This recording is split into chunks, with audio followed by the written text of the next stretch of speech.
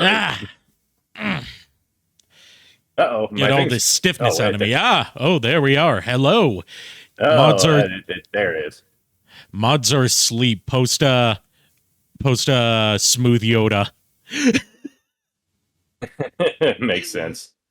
Uh Good evening, my darling batlings. Very or should I say technically good morning where I am. Um yeah, later than usual stream because I just had to get on a fantastic guest for tonight's festivities. This is recent friend of mine, CloudSato. Feel free to introduce yourself. Hello, hello. Oh, it is I, CloudSato, here joining Ari. For a little basic rundown, I am a non-binary variety VTuber streamer here on Twitch. And uh, introductions are not the best thing with me sometimes. uh, you've been doing a birthday series where for 30 days straight from your birthday, you've been streaming something every night. And I admire that level of dedication. It's You are also definitely a person of culture, as we've discussed in DMs. Oh, yes. And you were the And one considering who... what You're the person who bought me my first... in. You're the person who just you bought me my first throne gift, which caught me off guard completely. I've actually got I've got it right here. I've got my mouse on Tifa's face. So after a long time of not playing this, we are going back to Dragon Ball Z Kakarot. Now, you seem to not be familiar with this game in particular. Is that correct? I've watched some of the cutscenes and stuff on YouTube, but as for playing the game, last DBZ game I played was Budokai 3. Okay. Basically, it's an adaptation. Well, as you can tell, it's an adaptation of Dragon Ball Z beginning to end. It's also got an ongoing series of DLC chapters that we are nowhere near yet that adapt various other stories, including the most recent one adapts the end of Dragon Ball, the original series, with the fight against Piccolo in the World Martial Arts Tournament. Ooh, nice. I remember watching that.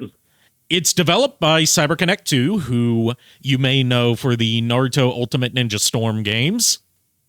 Or Dot Hack. Unfortunately, I was not into the RPGs at that when they first started. They've mostly been developing fighting games in recent years, and they took a lot of that like arena fighter style into Dragon Ball Z Kakarot's combat. It's technically an RPG, but it's more so like an arena fighter with RPG elements and an explorable overworld and like side quests and stuff. Oh, okay. So, okay. Kind of reminds me of Budokai 3 story mode in that manner then. Yeah, except like everything's not done using really cheap production values, because CyberConnect 2, if they're known for one thing, it is going all out on the CG cutscenes. Oh yeah, especially when we get to see more of Android 21. Oh yeah, Android 21 she appears in this game. Well, it's not confirmed whether it's 21 or whether it's the actual Vomi. She just goes by I think it's just assistant in this game, but it is that character design. And she operates when Vegeta's like training while they're waiting for the androids to arrive. After Trunks shows up for the first time and Vegeta goes to train in the simulator. Oh yeah. Oh, I remember something like the hyperbolic time chamber, but I don't. I think that was. This is like at the this is like at the beginning of the Cell saga, before Cell even shows up, when the threat's just the androids. Oh, okay. Like Vegeta went to like he had Dr. Brief build him a training chamber so he could get stronger with like, hey Lulu, multiple times Earth's gravity. And they adapted that into basically like a series of super boss challenges, including a new character designed by Akira Toriyama, creator of Dragon Ball, who is a rejected sixth member of the Ginyu Force. Oh And my the goodness. the first female member of the Ginyu Force. She's a member of Jace's race, and her name's Bonyu. Interesting. And she also has a space Australian accent. Of course. As she should. Gotta have that.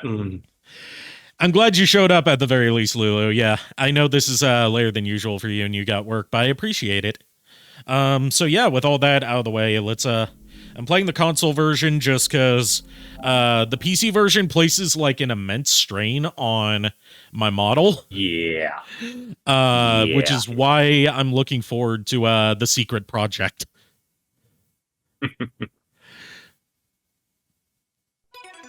Everyone rise for the Otaku National Anthem. Yes, they actually recreated the Dragon Ball Z intro in Unreal Engine 4. Nice.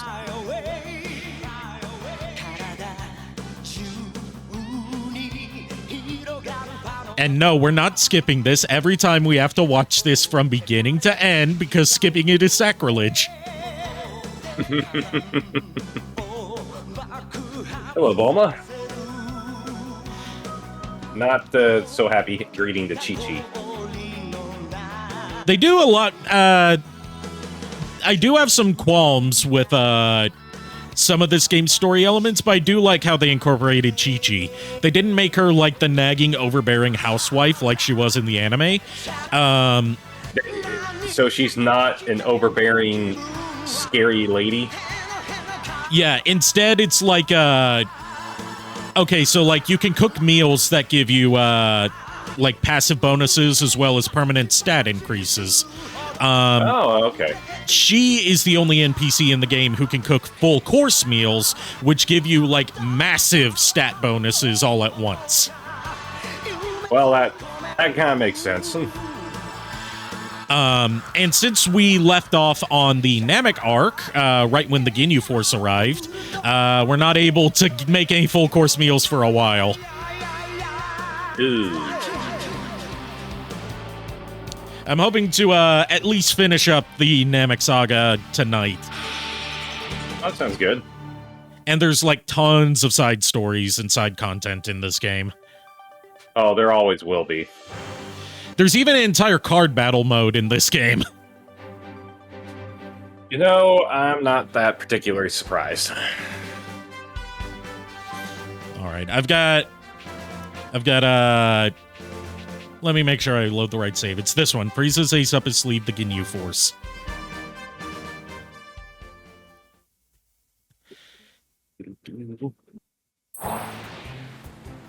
So, last time on Dragon Ball Z, the Ginyu Force have arrived.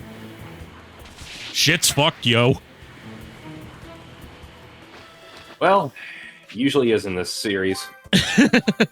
Yeah, that's how it typically goes. Everything's fucked until Goku arrives, and then they have to put him out of commission for a while because Goku's too powerful. Yeah.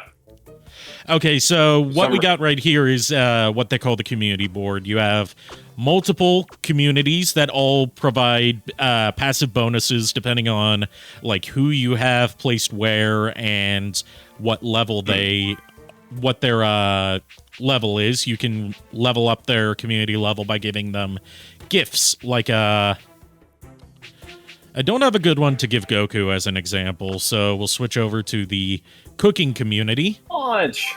She hasn't been on in so long. Launch gets her own side quests in this game. She gets more stuff in this game than she does in the entire time in Dragon Ball Z. Yeah, she gets multiple side quests. I'm pretty sure that's the devs trying to tell the publishers of the series, like, hey, you kind of know she exists, right? Yeah, and while it mostly sticks to like the manga and Dragon Ball Z Kai story, they do incorporate some of the filler stuff, like Gohan's training, and most notably, the driving episode. Oh, God. Yeah, the driving episode gets its own mission. Oh, Goku behind the wheel. Oh, that's a very terrifying thought. I love that Mr. Popo's the leader of the community of the gods. Not Kami, Mr. Popo. Pecking order. Who else manages that? Who else manages the lookout anyway? Hi. Speaking of Mr. Kami's an old bastard who can't seem to get around anywhere. Speaking of our boy Mr. Popo, I was so happy that Dragon Ball Z Abridged came out came out of retirement to do the Boo bits. Like, I loved every second of those. We've got the adult community, which affects like buying and selling prices, as well as of course Master Roshi's there. Yeah, Master Roshi's the leader. We've got the adventuring community, which like powers up your recovery items and provides some passive stat bonuses. Yajirobe's the leader of that one, and as you can see, as you complete quests, you get more people to put in your communities. We got Yamcha, we got Poir, and we got the Pilaf gang. Yep.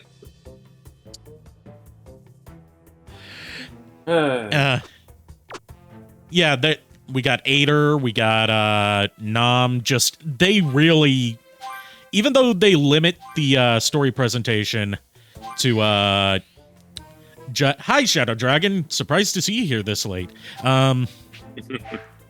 Yeah, even though they limit the actual story they present in the main game to just Dragon Ball Z, they do show a lot of reverence for like all aspects of Dragon Ball, except the movies. Yeah.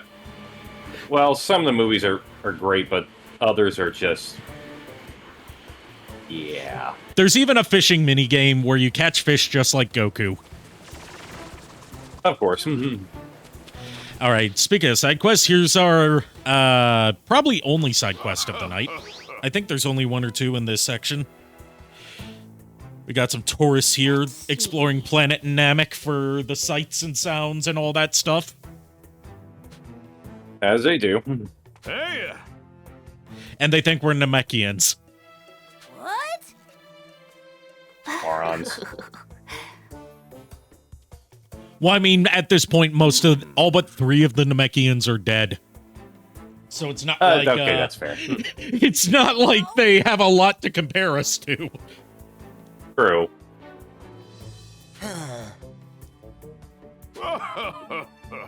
This is the 2,432nd planet we've been to! Jeez, I wish I had that kind of money. Lord. They remind me of my grandparents just constantly going on vacations and cruises and stuff.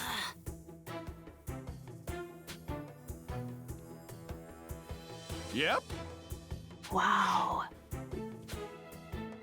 Oh, boy. Danger is part of the fun when traveling. You fools! You absolute fools! You're here when Frieza's here. And as Gohan just said, the only reason they haven't been wiped out by Frieza and his men is because their power level's too low to detect. Yep. So if we can find them what they're looking for on this planet, they'll leave. A Meristone. Huh? It's a valuable gemstone that can only be found here on planet Namek. It's the 19th rarest in the universe. Also, to the viewers in chat, if things look a little bit different with my redeems and stuff, that's because I am using a different program this time called Vinyan that offers a lot more customization and is free. Let's see. They, if you're worried about like how much voice acting is in this game, they don't voice act the side quests, but like the main story content is all fully voice acted. Well, obviously.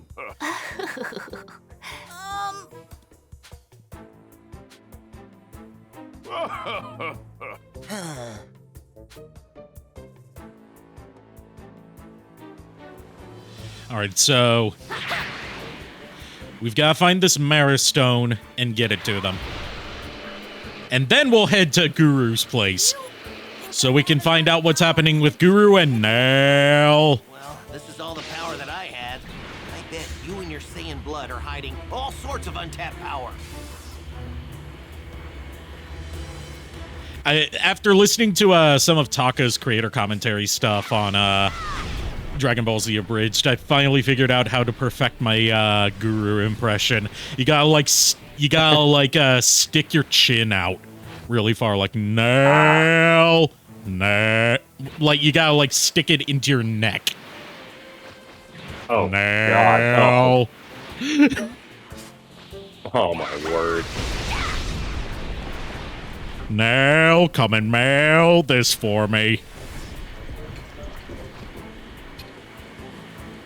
Stupid. I mean, Takahata is like, he is the chaotic one of the trio, so it makes sense. All right. I think if I remember correctly, we have to destroy some mountains to find the Mara Stone. I just can't remember which mountain it is. That makes sense. I mean, it's probably hidden in a mine or something somewhere. See, the overworld's pretty simplified, so it's not like you have a lot of like sub areas. There we go. Purple marked items are quest items, like this. There we go. Got the Mara Stone. Do it. Nice. I love how they color code a lot of stuff really, so you can really easily tell what's what. Also, these orbs you'll see me collecting while flying around are Z orbs. They're used for buying and powering up super attacks. You know, like your Kamehamehas and stuff. That makes sense. Uh-oh, speaking of the Frieza Force. Of course. Say your prayers. Okay. You must be part of some stage show. You're very skilled actors. You almost had us convinced. They think they're at a Japanese amusement park with one of those, like, Super Sentai stage shows. No. Which gets even better because, spoiler alert, in the Cell arc, they come to Earth. Of course they do. What? Trouble seems to follow those people along like a puppy. I haven't, just gotta get comfortable. I haven't beaten this game entirely yet. I've only beaten up past, the Cell Saga. On, my own time. Thanks. That's fair. But, it adapts like everything up to the Buu Saga. That makes sense. So here's what your basic combat's like. It's kind of button mashy, but, like, it still feels satisfying, like, mostly due to the sound design. Like, good sound design. A friend of mine when we went to Anime Expo back in 2016, because there was a Dragon Ball Z tournament there. He ended up winning the tournament. Oh, damn. Won the tournament. He won an Xbox One out of it. Damn. I still remember him getting when they presented him with the prize. His face was gobsmacked. He was like, "Oh my god!" He was damn, that's so impressive. amped. Wow. Now, Yep. while I said that this is a single-player game, the PC version has a mod for multiplayer. No. Of course it does. Yeah. PC versions also got mods to replace the intro with various other dubs versions of the Dragon Ball Z intro, including both Rock the Dragon and the Bruce Faulconer Toonami Dragon Ball Z intro. Yep.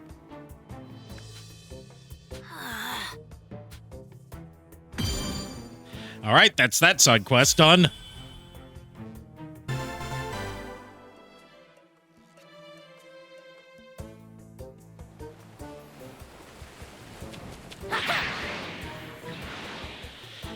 And for the record, if you decide you want to check out this game yourself, it's also available. It's available on everything, basically. It's even on Switch. Yeah, that makes sense. But even so, I've lost interest in Dragon Ball over the years. I don't blame you. I started watching Dragon Ball Super. I'm like, wow, this is really dull. Power in this. Yeah, it's. It doesn't help It's that like, Superstar. You gotta. Like, it doesn't help that let the Super franchise starts. go. Yeah, it doesn't help that. Like, Super starts off with worse versions of the movies. And worse and longer versions of the movies. Of course, Like, it does. like what was Battle of Gods? Like 2 hours long? Stretch that out into like 12 episodes. I don't remember because I didn't really watch the series. Not the series, not that movie.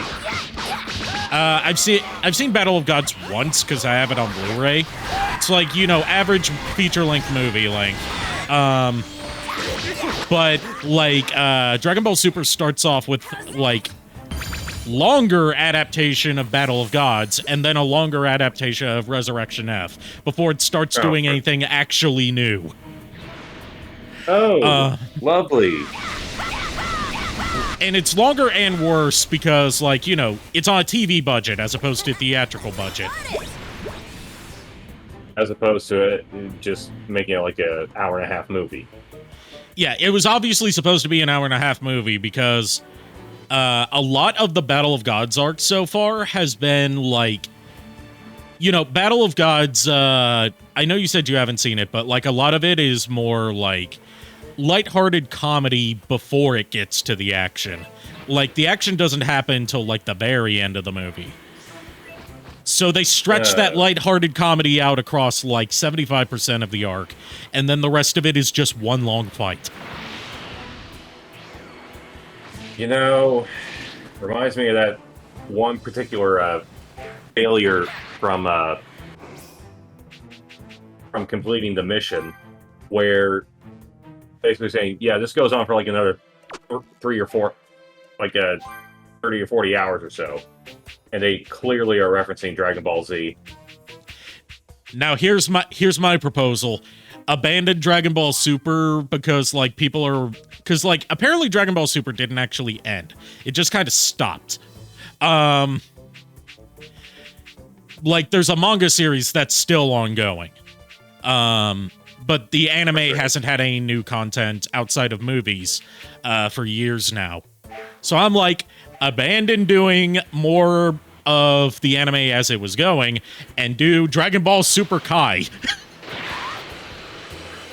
You know, give us the abridged filler-free version like they did with Dragon Ball Z. That makes it actually, you know, easy to watch. Yeah. I would very much prefer that over seeing what modern Toei can come up with to stretch out manga arcs for even longer. Especially because Toei's policy when it came to adapting Dragon Ball Z and what they would probably do for Dragon Ball Super if they were to adapt the manga exclusive stuff into an anime is that they would do 1 chapter per episode, no matter how much content was in that chapter. Right. Right. And that's why you got, like, Dragon Ball Z arcs that went on for so damn long outside of filler in the anime, was because they only did 1 chapter per episode. Even if the chapter didn't have enough content to fill up a 20-minute time slot.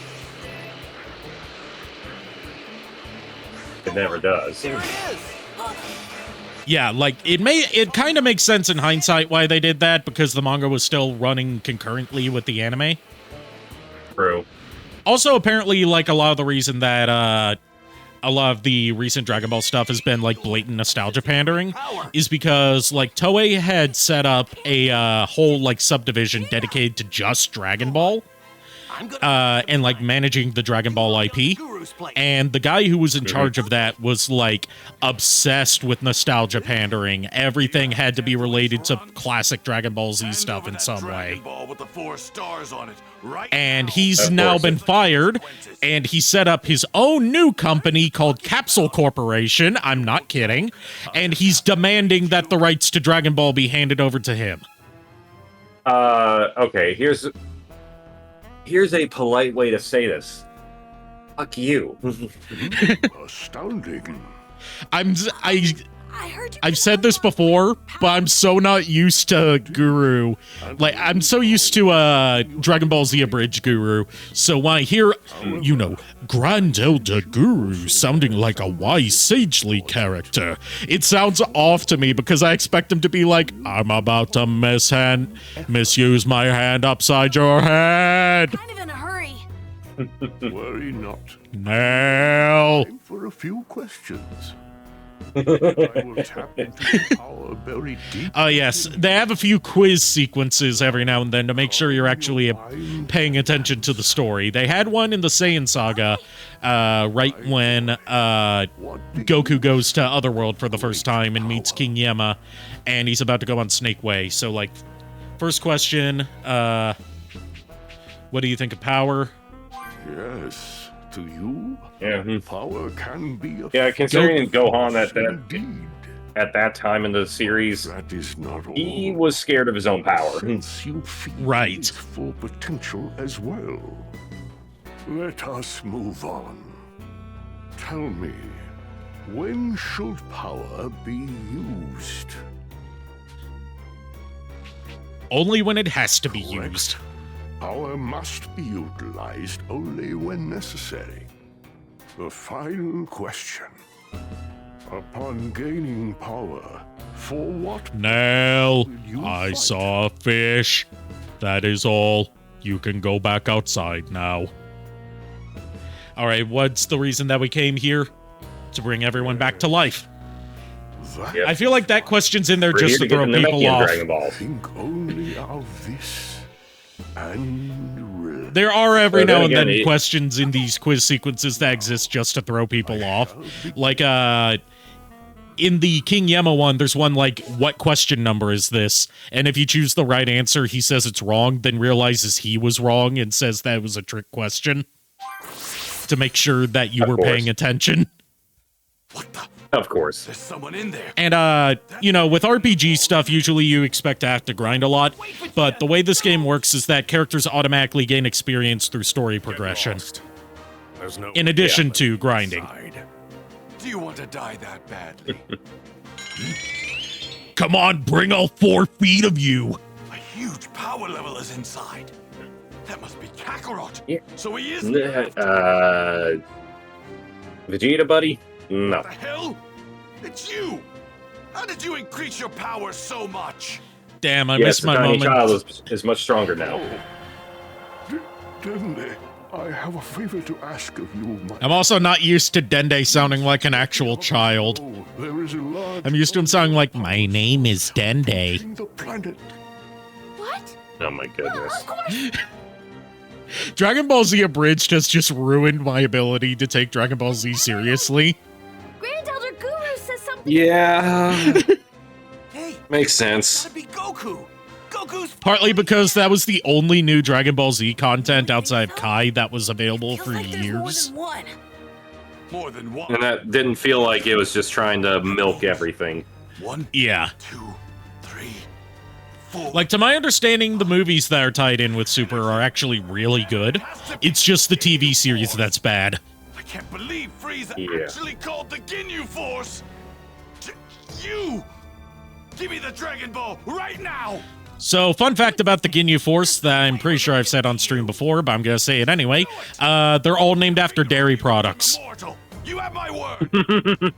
Because Toriyama likes his themed naming conventions, Just as strong as me. and all of Frieza and his men are named after things you would find in a refrigerator. With their advanced scouters and kill Makes every sense. single one of us. One way As far as the Ginyu Force names, Goldo, in the Japanese version is named Gert, as in yogurt. There are indeed 5 evil powers. Jace in the Japanese version is named Jeez, as in cheese. But if we do this, Ginyu means milk or just dairy. Grant 3 wishes. You can still Raccoon is like cream pronounced backwards. If I don't get my wish, And this is goodbye. okay, Birder should be I'm not obvious. used to Vegeta cursing. you had better keep your pump. Yeah, This is crazy. yeah. I kind of like that they. I kind of like and miss them. You know, not censoring. I kind of miss the awkward daytime broadcast censors they would do. But at the same Yeah. time, it it makes it more impactful. So they've finally arrived. I'm not used to Frieza being that ugly. Guys, slow down. Ginyu! Together we are the Ginyu Force. The Ginyu Force is a group cosplay I would love to do. That would be so much fun. I would bet it totally would do. be. I would totally do Jace just because of Spice Halls. That's me own planet. Spice Brisbane, to be exact. Go Space Broncos. Be careful out there, though, Berta, or else a Spice Dingo will eat your Spice Baby. Just like me Good poor Lord. sister, poor Sheila. Your orders. The traitorous Vegeta has stolen the dragon. Or if you're watching the Ocean dub, he's not Australian, he's from Liverpool. For his crime and then bring him to me alive. Consider it done. Because apparently the reason that Scott McNeil, who is one of my man crushes, and one of my favorite voice actors of all time, who voiced like half the cast of any production he was ever in, including Dragon Ball Z, the Ocean dub, when he voiced Jace, he gave him a Liverpool accent based off of the characters from Red Dwarf. Oh my goodness. I just know this one. In a couple weeks, I probably should get my Bulma, no time to talk. ticket Take the to Dragon Ball. go to Yamacon up in Pigeon Forge. Ooh, nice. on? I haven't been to a con in a long Was time. that Vegeta just now? I need to get back in better Yes, it shape was, Bulma. before. I need to get back in better shape before I start going to cons again, so I can actually walk around Good. without tiring myself out. We can make it in time. That's fair. I've gotten so out of shape. I hate it. Well, first part of the way to fix it is acknowledging it. Yep. Also, might as well level up Vegeta here because we're going to be spending a lot of time with him. Okay, so we can learn rapid fire key wave if we go to a training spot. Where are you fools? Shut up, Vegeta. Okay, so the spots on your map that are marked by a flexing muscle are training areas where you can learn new super techniques Strong? Right. by completing the simulated battles. Believe it? Damn you! Now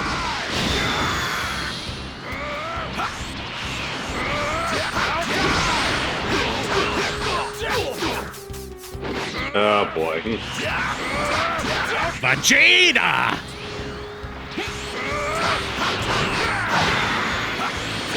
He's actually doing stuff unlike when he came back in GT.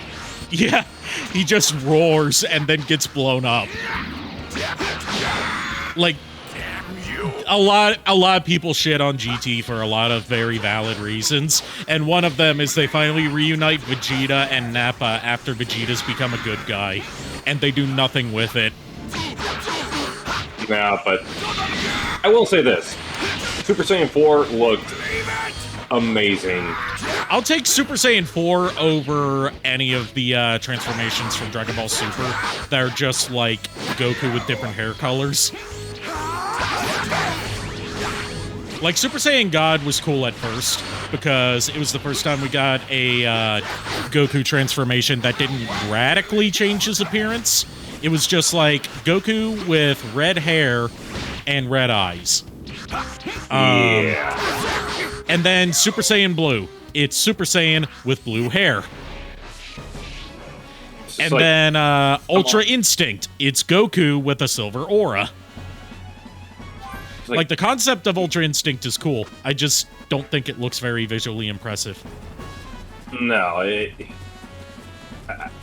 whole incorporating, you know, the Saiyan ape into Super Saiyan form, it just looks. That's one of the few things they did right. I can handle this. Yeah, and it makes narrative sense of like Goku accepting his Saiyan heritage. Oh yeah, it's like you finally mastered control over the power that the Saiyan ape has. Ugh. Well, hey there, Vegeta. I've never liked the Funimation voice for Captain Ginyu. I'm sorry. No I don't think disrespect. anybody does. No disrespect to the voice actor, whoever voices him, I can't remember. But like the Ocean Dub voice actor, I feel fits Ginyu's character a lot lot better. One of the dragons. I believe the Ocean Dub actor was Richard Newman, who you might know as Rhinox from Beast Wars. Who you're holding?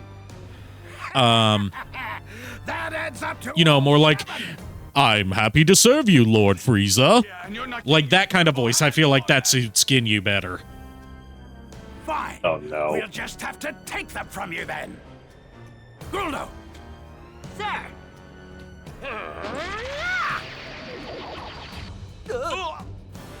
How did he? Of course he did it. He can summon steamrollers. I'm sorry, I've got to put a limit on how many Dragon Ball Z Abridged references I can put in one of these streams. Ability to stop time. Not good. He has the ability to stop time, and he ends up being the weakest of the Ginyu Force. And that's all 7 of them. Of course he does. All that's left, And no one else ever has this ability again. Vegeta.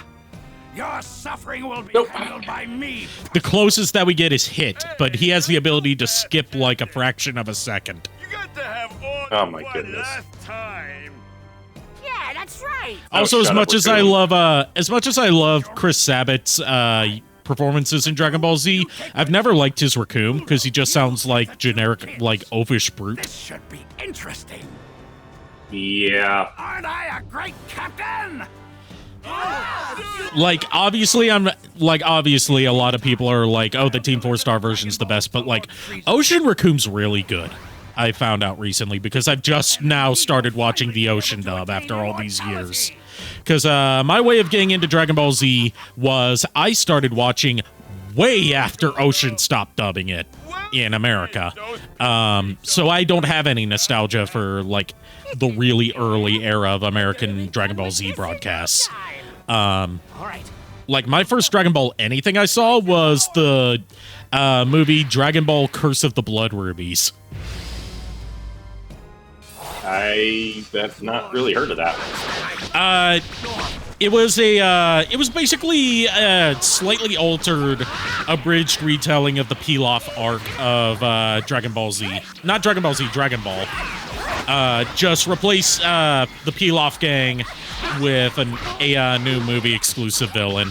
But otherwise, it's like beat for beat just the Pilaf arc. With like a little bit of the Red Ribbon Army thrown in. It was from that early era of Dragon Ball movies where, like, rather than telling their own unique stories, they were basically just retellings of the anime. Okay. Because, like, I can even kinda if you hear look it, but at... I feel like the game kind of overpowers your audio. I'll turn it down, then. Okay. Let's see.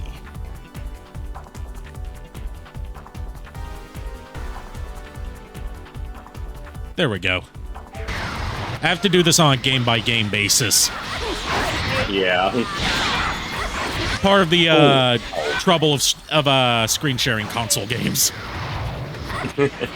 So boss That's fights fair. like this, you get these more cinematic looking fights. Right. Okay, Krillin, you gonna be really helpful, or are you just gonna be Dragon Ball Z Krillin? Now you may notice me spamming the same couple moves on like every enemy I come across. That's because a really easy way to break combat is to just spam your moves that do stun damage. Because once your enemy's stun meter is completely emptied, you can just wail on them for extra damage. No, no, no! Big But in time. boss fights, they can usually interrupt that with stuff like this.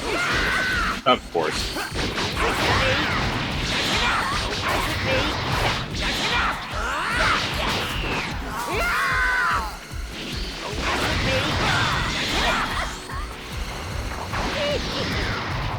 Also, I like talking about the art direction. Like, I really love the way that Toriyama draws aliens. Like, he really makes a lot of them look pretty freaky. Yeah, it makes sense for them to look, freaky. Like, two things that I love the way Toriyama draws are aliens, or just like monsters in general, and mechanical stuff. He very clearly loves drawing mechs. I can kind of see that. And Especially with all I'm the mechanical stuff that he ends up doing. yeah, like if you want to see a series that has a lot of his mechanical stuff in it, check out Sandland, which is just getting like its first proper multimedia project before previously only being a manga series. I remember seeing the Ariake for the first time. Or well, I forget her name of it, but From Dr. Slump? the little girl with the hat. Yeah, oh yeah, Arale. Arale, okay. Yeah, Arale from Dr. Slump. That was the series that brought him like his initial fame before he made Dragon Ball.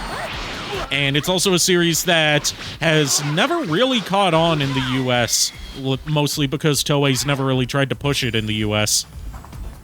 Partly because a lot of it is like, a lot of its humor is based on like pop culture parodies that would violate US copyright laws. Kids! Hmm. You got it! Like pushing the boundaries of what the US considers fair use. Whoa! Of You see course. that? Gudo just got his butt handed to him. Oh, that's just great. Now that we're down a man, our special fighting pose is going to look ridiculous.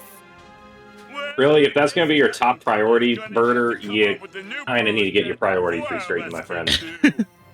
We did it! Unfortunately, because this is a teen-rated game, we don't get to see Goldo get decapitated. You two really are off on your own Oh, well. world, aren't you? Guldo And because this isn't a web series, we don't get to see him get a dog treat thrown at him. Of course. Mhm. Vegeta, now it's our turn to play. Also, I've said this every stream. Also, good night, Shadow Dragon. Sorry I haven't been keeping an eye on chat very much this stream. I've said this every stream, and I'm going to say it for every future stream of this game. It's weird that this game is called Kakarot when Goku is in so little of it. That doesn't shock me. Like, it makes sense that Goku's not in a lot of it, because, because of how Dragon Ball Z's absurd power scaling works, they kind of have to contrive reasons for Goku to be out of Give him commission. a reason to actually He has do to be, stuff. yeah, he has to be out of commission for like most of the series. But then why title the game after him? This is what a stun moment is like. Like you get these like cinematic super attacks. Guys, got any moves with more pizzazz? If not, I'm gonna have to kill you. And they deal additional damage, and the enemy can't fight back until their stun meter's refilled. Of course.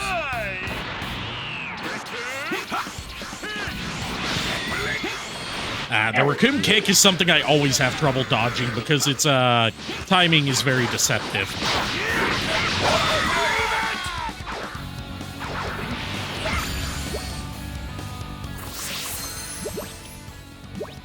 Cause the name's Riku! It rhymes! with doom, and you're gonna be hurting all too soon. I was surprised to find out that was actually a thing from one of the dubs. Except he didn't say it like a pro wrestler, he just said it offhandedly. He's like, the name's Raccoon, it rhymes with doom, and you're gonna be hurting too soon. Oh, of course he's gonna make his stupid pose. That was a good warm-up. Now, let's see what you can really do. At that moment, that's when you realize, oh shit, we're in trouble now. Yeah. Simply magnificent, Captain Ginyu. I must admit, I'm impressed you were able to gather all 7 Dragon Balls so quickly. Also, if I am correct on this, which I'm probably not, but I'm gonna say it anyway, this is Damon Mills' first time being able to voice Frieza in all of his forms. Because in previous times that he had voiced Frieza in like appearances in Dragon Ball Super and in Dragon Ball FighterZ, he only voiced Final Form Frieza. Sir? Are you immortal now? No. Because Chris Ayres had been the voice of Frieza starting with Dragon Ball Z Kai, but unfortunately he passed away. And Damon Mills was his personally selected understudy to take over the role. Oh, that makes sense. Sort of like how, God, I hate that I'm forgetting his name. Greg Baldwin was, like, personally selected by Mako to take over the role of Uncle Iroh, and then years later, Aku.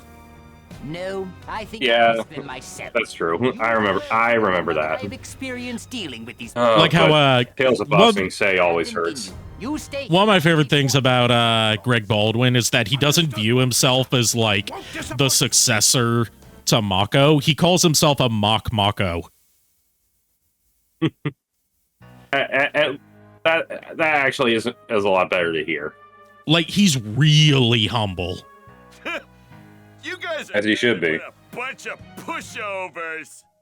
Well, might as well put the 3. Also, he has a YouTube channel, and when the finale of Samurai Jack came out, he put out a cover of My Way by Frank Sinatra, sung from Aku's point of view. It's Goku. Nice. He finally made it. Of course he did. And, of course, because he's in touch with the fandom in this age of the internet, he has put out several videos of him saying that things are extra thick.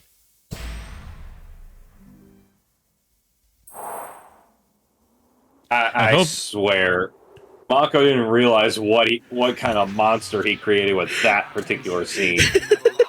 How could he? That wasn't a term at the time. I gotta find those 3 fast. The internet ages it like fine wine. It's like when, as much as Chris Sabat hates it, he had no idea how much of a meme his Piccolo line, "The balls are inert," would, like, impact the fandom. They're hanging on by a thread. Of course. They're really close. Like, I've seen video of people asking him to requesting him to say, it's over 9,000 and the balls are inert countless times at conventions. He just acts depressed anytime they ask him. I was like, you know what? I'm not gonna have him try to do like anything meme-wise from Team 4-Star for obvious reasons. I mean, he's buddy with Team 4-Star. He's even appeared unofficially in some Team 4-Star stuff. Anytime, anytime you see, it's kind of like this. Yeah. Sorry. It's like with Matt Mercer, really visibly hating it when people reference McCree and High Noon. Yeah, I can understand that. Because there was a part of Critical Role where someone is trying to reference it, and Matt's just giving them such a look of... He is looking at them with great disdain. And the guy is like, okay, I forget I said anything. Like, when it comes to Chris Sabat and the over 9,000 line, it's not the fact that it's over requested, it's that the version of the line that became a meme wasn't said by him. Yeah, it's So like, he doesn't if feel I'm like gonna he say should something be about the one of one. my characters. I want it to be something that I did. Yeah, like, he doesn't feel like he should be the one saying it. Yeah, that's fair. Like, if I ever meet Chris Sabat, I don't know what I would usually do. I would do the thing I say that I've been wanting to do with a lot of voice actors, which is, like, ask them to do a quick improv of, like, what if some of their famous characters were roommates and having an argument with each other? Like, rest in peace, Felice Sampler. But if I had gotten to meet her before she passed, I had always wanted to ask her to act out like a roommate scenario between Mimi from Digimon and Taukaka from Blaze Blue. Oh no! Just the battle of the singular brain cells. For some reason, if I were to see like a Sabat, I would say, okay, what's up with the? I would say maybe something like Kuwabara and Vegeta. Kuwabara and Vegeta would be great.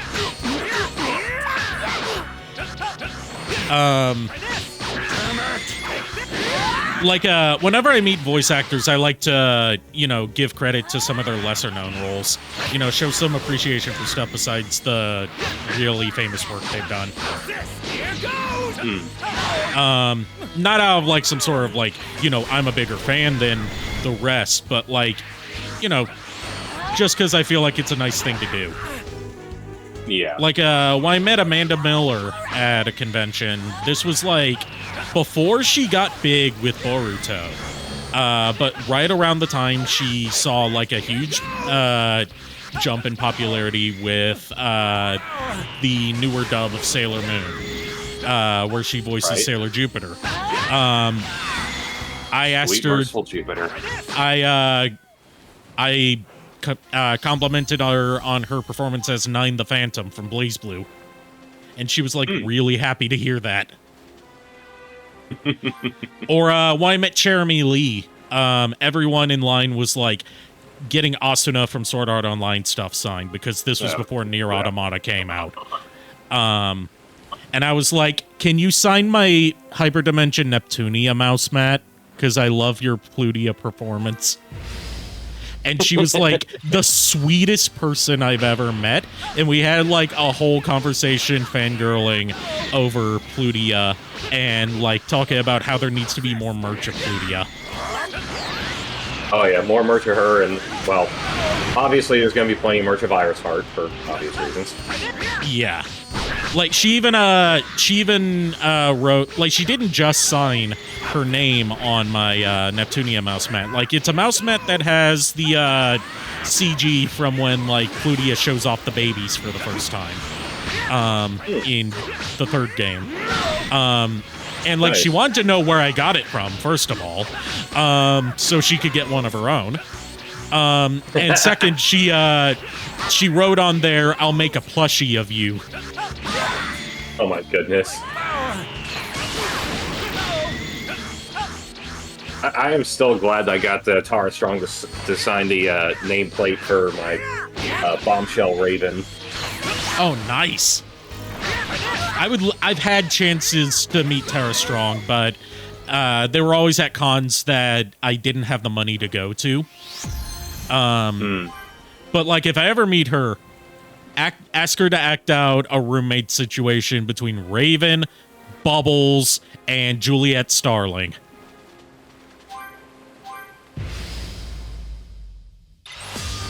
Just for the utter chaos. I would just say that would Raven and ensue. Juliet Starling would be more fun. Yeah, but Bubbles is her favorite character she's ever voiced. Yeah, that makes sense.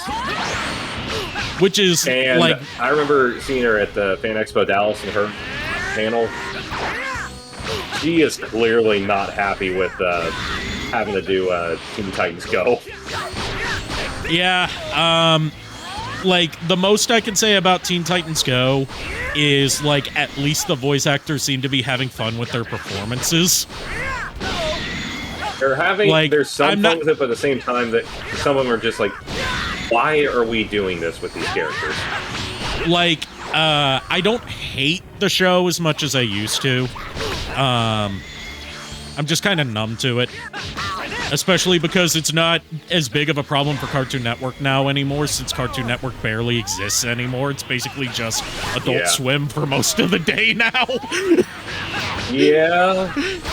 So it's not any of that ridiculous stuff like, you know, multi-day long marathons of Teen Titans Go every few weeks. Oh, God.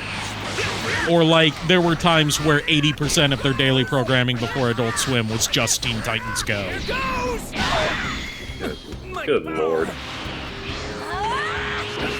And I saw people defending that like, well, yeah, they air it a lot because it's their highest rated show. And I'm like, it's the SpongeBob situation where it's their highest rated show because it's the only thing they air. Like, yeah, of course it's going to get high ratings if you don't air anything else. True.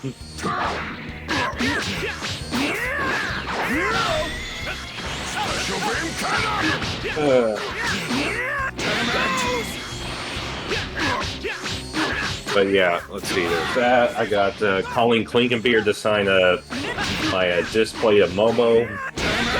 Oh, if I would love to meet Colleen Klinkenbeard to get her to sign my copy of Wolf Children. Like, her performance in Wolf Children drove me to tears. I would love to have her sign something for Urza, but I was like, I don't have anything of Urza for her to sign, so I'll take the Momo one, because I just love Momo, because one, she's incredibly brilliant, brain-wise. Not to mention having an ability that is just very, very fun. I've met Derek Stephen Prince a few times. He would be fun to meet. He's one of the most neurotic people I've ever met. Like, he is so paranoid about, like, potentially getting canceled. Honestly, I wouldn't worry with him that much. Like, if you ever go to a... usually tend to get the characters that are that controversial. Except for Kokichi from Danganronpa. That dude is just an absolute gremlin. And he is a fan favorite because of it. Yeah, but like, one time, my ex at the time, had asked me when we were dating at the time to get like a shout out from him as Kokichi. So I pay for that, I request that, and he's like, he makes me promise not to make it publicly viewable. Right. And made me confirm with him that the person it was recorded for was over 18. Of course. Yeah, it makes sense. But on the other hand, the other time I met him, I got him to record a shout-out for my little sister as Vmon, and he was super happy to do that. Oh, I bet. Because Vmon is my little sister's favorite Digimon. And not only did he do Vmon, he did Vmon digivolving into X-Vmon. Nice. I didn't even ask him to do that. Probably the two most fun things I have about Derek Stephen Prince from my experiences meeting him are his 18+ panel. Of course. Where, like, you draw a card from the deck that he has. If you get an even card, then he'll answer any question you ask him about one of his characters in character. And if you draw an odd card, then he would read an excerpt of a smut fic featuring one of his characters as the character you requested. Oh my goodness. And for that night, it was like a Reader X Shino from Naruto smut fic. Oh my god. Unfortunately, I did not get him to answer my question, but I did get him to disgustedly read from the Shino fic as Fuyuhiko. Oh my goodness. Oh, Fuyuhiko is so much fun in 2. I love his Fuyuhiko performance. I actually like his Fuyuhiko performance more than Kokichi, because Fuyuhiko's actually a likable character. Yeah, Kokichi's Kokichi's a troll, unlikable on purpose, and I get that's the intention. But Fuyuhiko's just like a genuinely good guy when you get down to it. He is definitely somebody who has a very big wall in front of him.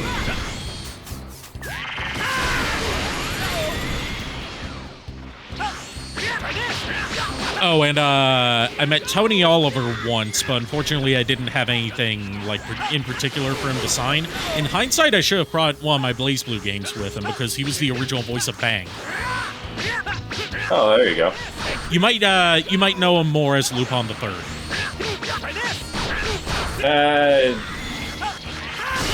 For some reason, that's just a series I never really got into. Same here, honestly. Like, I've just never seen it. Not out of, like, not being interested in it. It's just, like, for some reason, I've never watched it. Yeah. I met Steve Bloom once, and he signed I'm so jealous. He signed... That was an experience, because, like, I ran into him right when we were coming out of the opening ceremonies, and I asked to get a picture with him. I was dressed as Gakpo from Vocaloid, right? Oh, man. And he's I would like... love to go see him dressed as Jamie. I asked him if, like, I could get a picture with him. And he's like, yes, on one condition.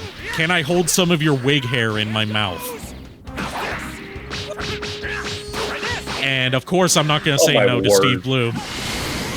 No, you don't. I got him to sign my Toonami soundtrack. Nice. And he did a shout-out for an old collab channel I used to be a part of, as Vincent Valentine. Nice. Alright, we're all caught up on Goku's new moves. Gotta swap them out, though.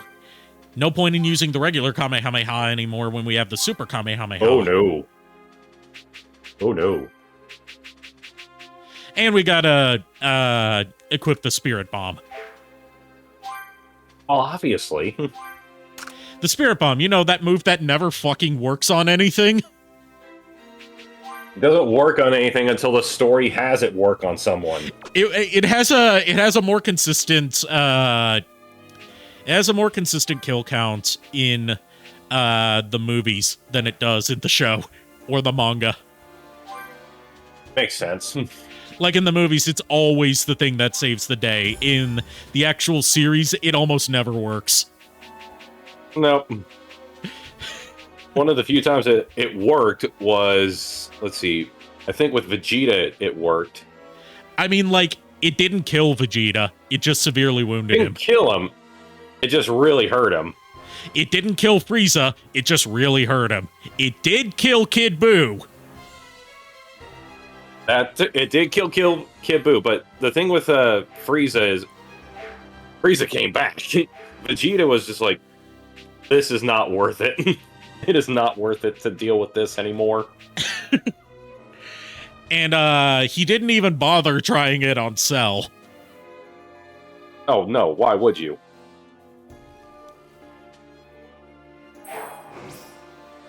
Alright, before this fight, we might as well eat. Let's see. Yeah. The meal seems like a good idea. Fresh seafood roll.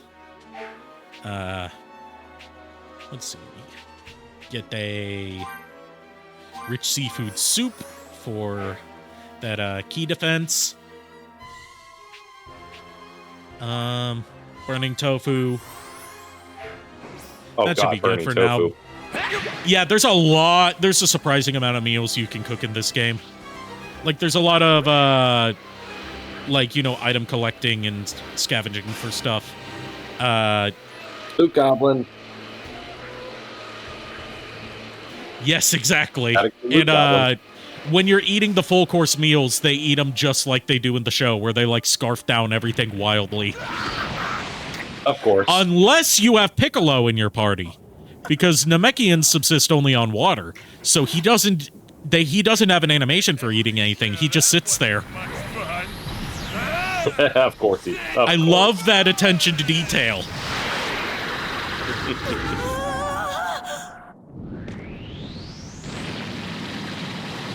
And slap it away.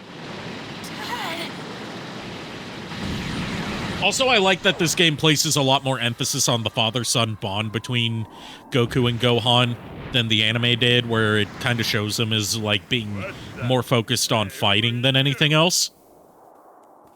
Like, yeah. The very first thing you do in this game is gather, like, fruit and fish with Gohan and have a little chat with him about what he wants to be when he grows up.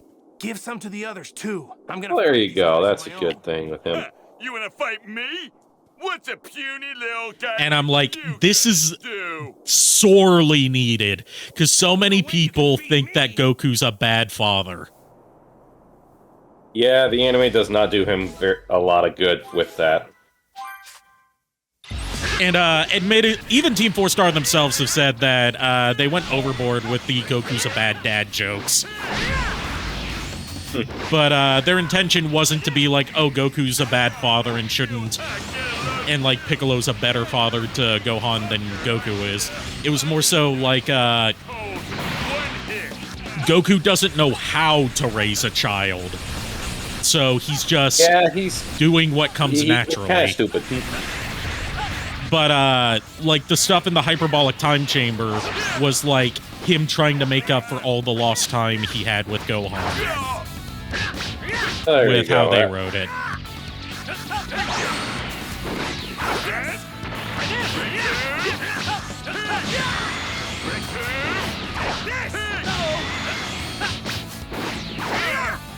But yeah, the whole thing about like a dude starting a company called Capsule Corporation and trying to, and like demanding the rights to a series he has no rightful ownership to, it reminds me of like the story of that guy who started a company called Microsoft. Like a guy named Mike Rowe who started his own company called Microsoft, just to troll Microsoft. Of course.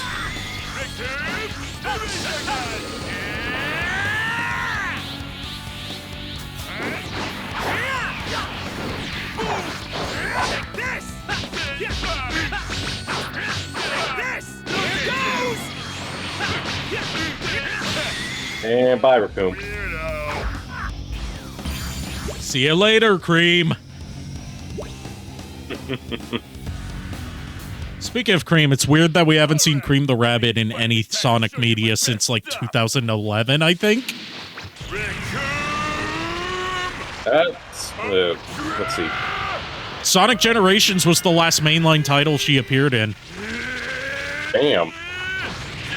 I think the first time I've ever seen her was back with Sonic Heroes.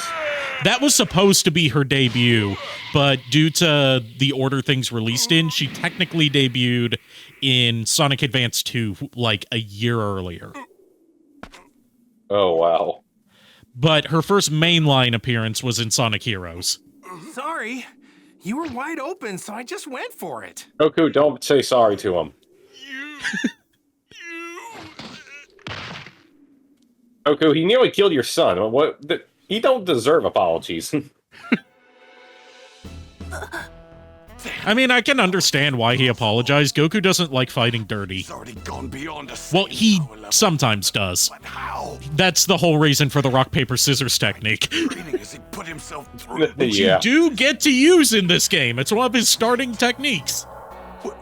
Makes sense. More than legends? Could it possibly be? You am no real Super Sand. What do you mean, Virginia? Is he actually a Super Saiyan? Pocket Sand. What about you guys? You gonna go back to your own planet or what? Or do you want to end up like this guy over here? Whoa! You hear that, bird, huh? This spiky-head whip must be out of his mind! I love that the dub decided that everyone from Jace's planet sounds like they're from Australia. Raccoon wasn't fighting at his best, that's all. Yeah. And like technically Salza from Cooler's Revenge is supposed to be the same race as Jace, but like from a different part of the planet or like from a different part of that system from Jace, which is why he sounds French. And why he's blue instead of red.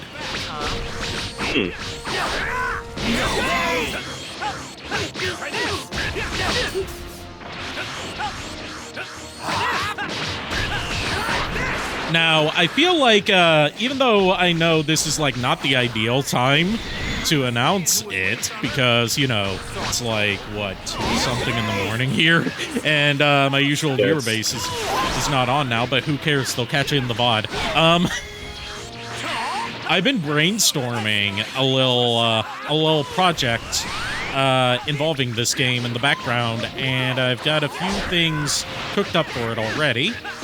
A fan dub of this game where it's like, what if the Ocean crew had continued to dub Dragon Ball Z up to this point?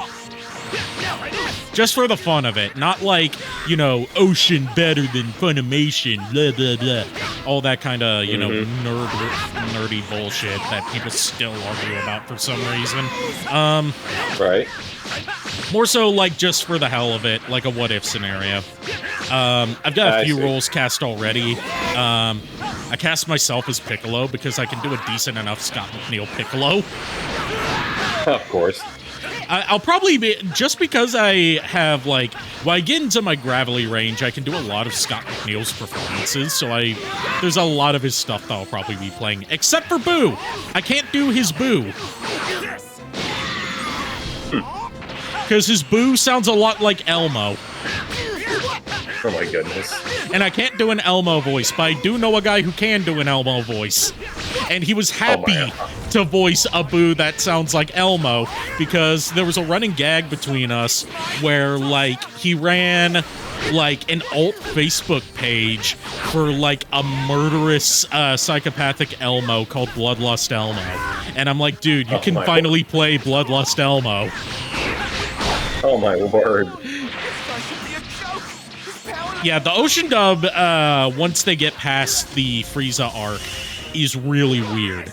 Because part of it is because they didn't have Saban providing the financial backing for them anymore. So they ended up having to reuse a lot of music tracks from other Ocean productions. Oh, no.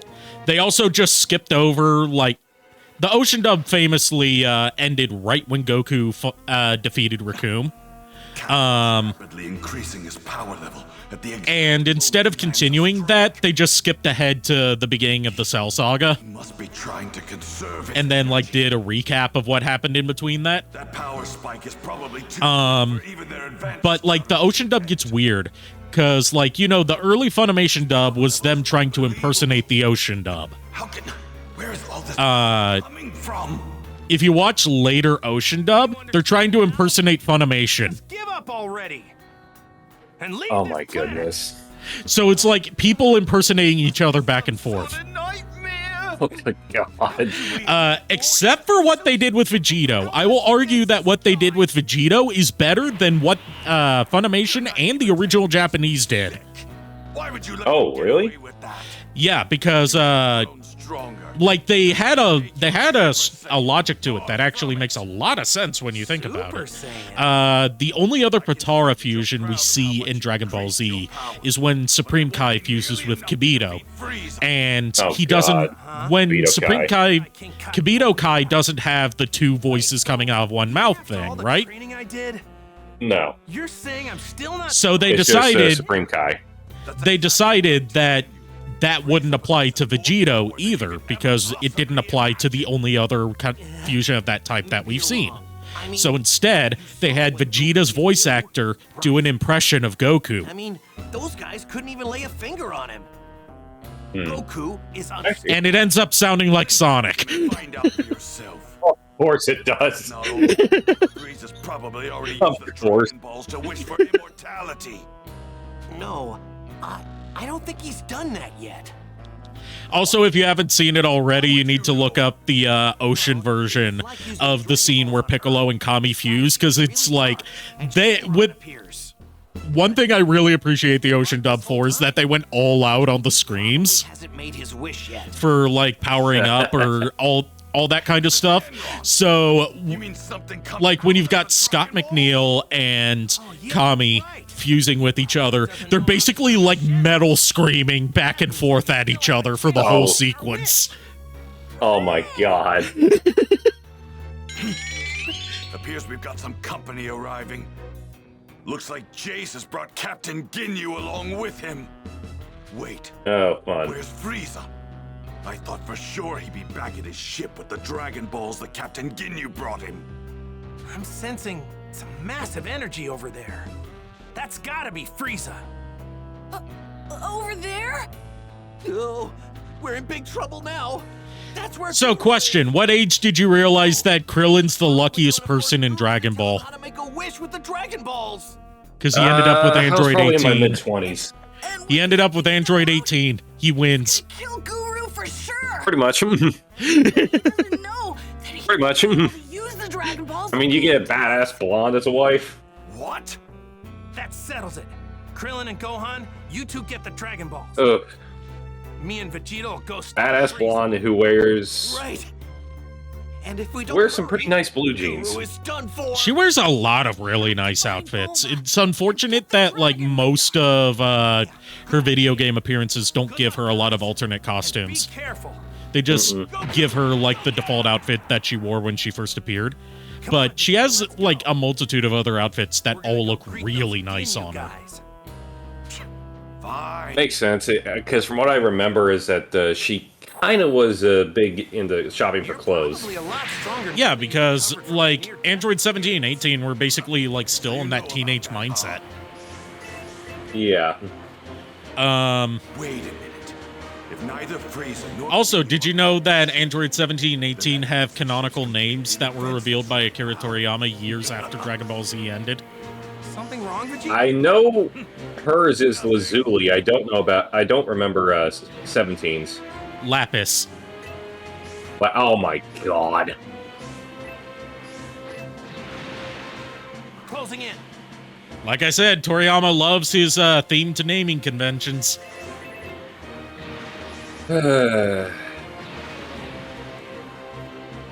Such as with the whole thing with every single Saiyan having a vegetable name.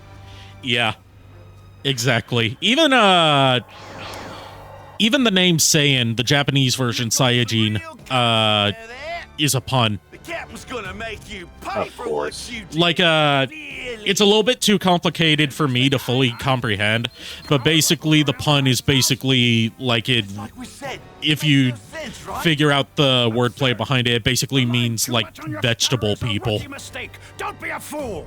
Hmm. Most likely, he has the ability to instantly increase. And the Japanese name for the Tuffles, who, you know, played a bigger role in Dragon Ball GT, was Sufrus, which is fruits rearranged. Promising. This Good will be an lord. incredible battle, the first in a long time. Oh, are we about to get that scene? Oh boy. That smaller guy over Yes, yes, we are. Now Kakarot and Ginyu are more or less equal in terms of power. the question is, If I'm lucky, do we see Ginyu they might take each other as a frog much in this game or no? The end of the line. They treat it the way that they do in the manga, which is like once he switches bodies with the frog, he's never seen again. Vegeta! Here I go! Outside of that one moment with Bulma. Even then, that was only in the anime. The manga, it's And like yet- once in the manga, Once he becomes a frog, he's pretty much done. yeah. He does come back in Dragon Ball Super Of course. during the Resurrection F arc. They did a whole new thing of like the frog making its way to Earth when Frieza arrives on Earth. And Ginyu switches bodies with the strongest of Frieza's new soldiers. Nice. And then he just gets like one-shotted, I think. Oh, well, obviously. Because like everyone else is so much stronger at this point. Yep.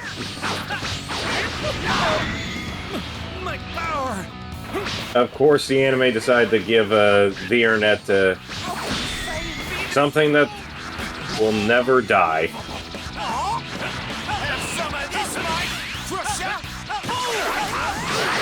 Power scaling arguments, because it has a lot of those. No. More of with the whole Bulma switch. Oh yeah, bodies. Yeah. Oh yeah, I see where you're going with that. Yeah. Hey, it could be worse. It could be hypnosis.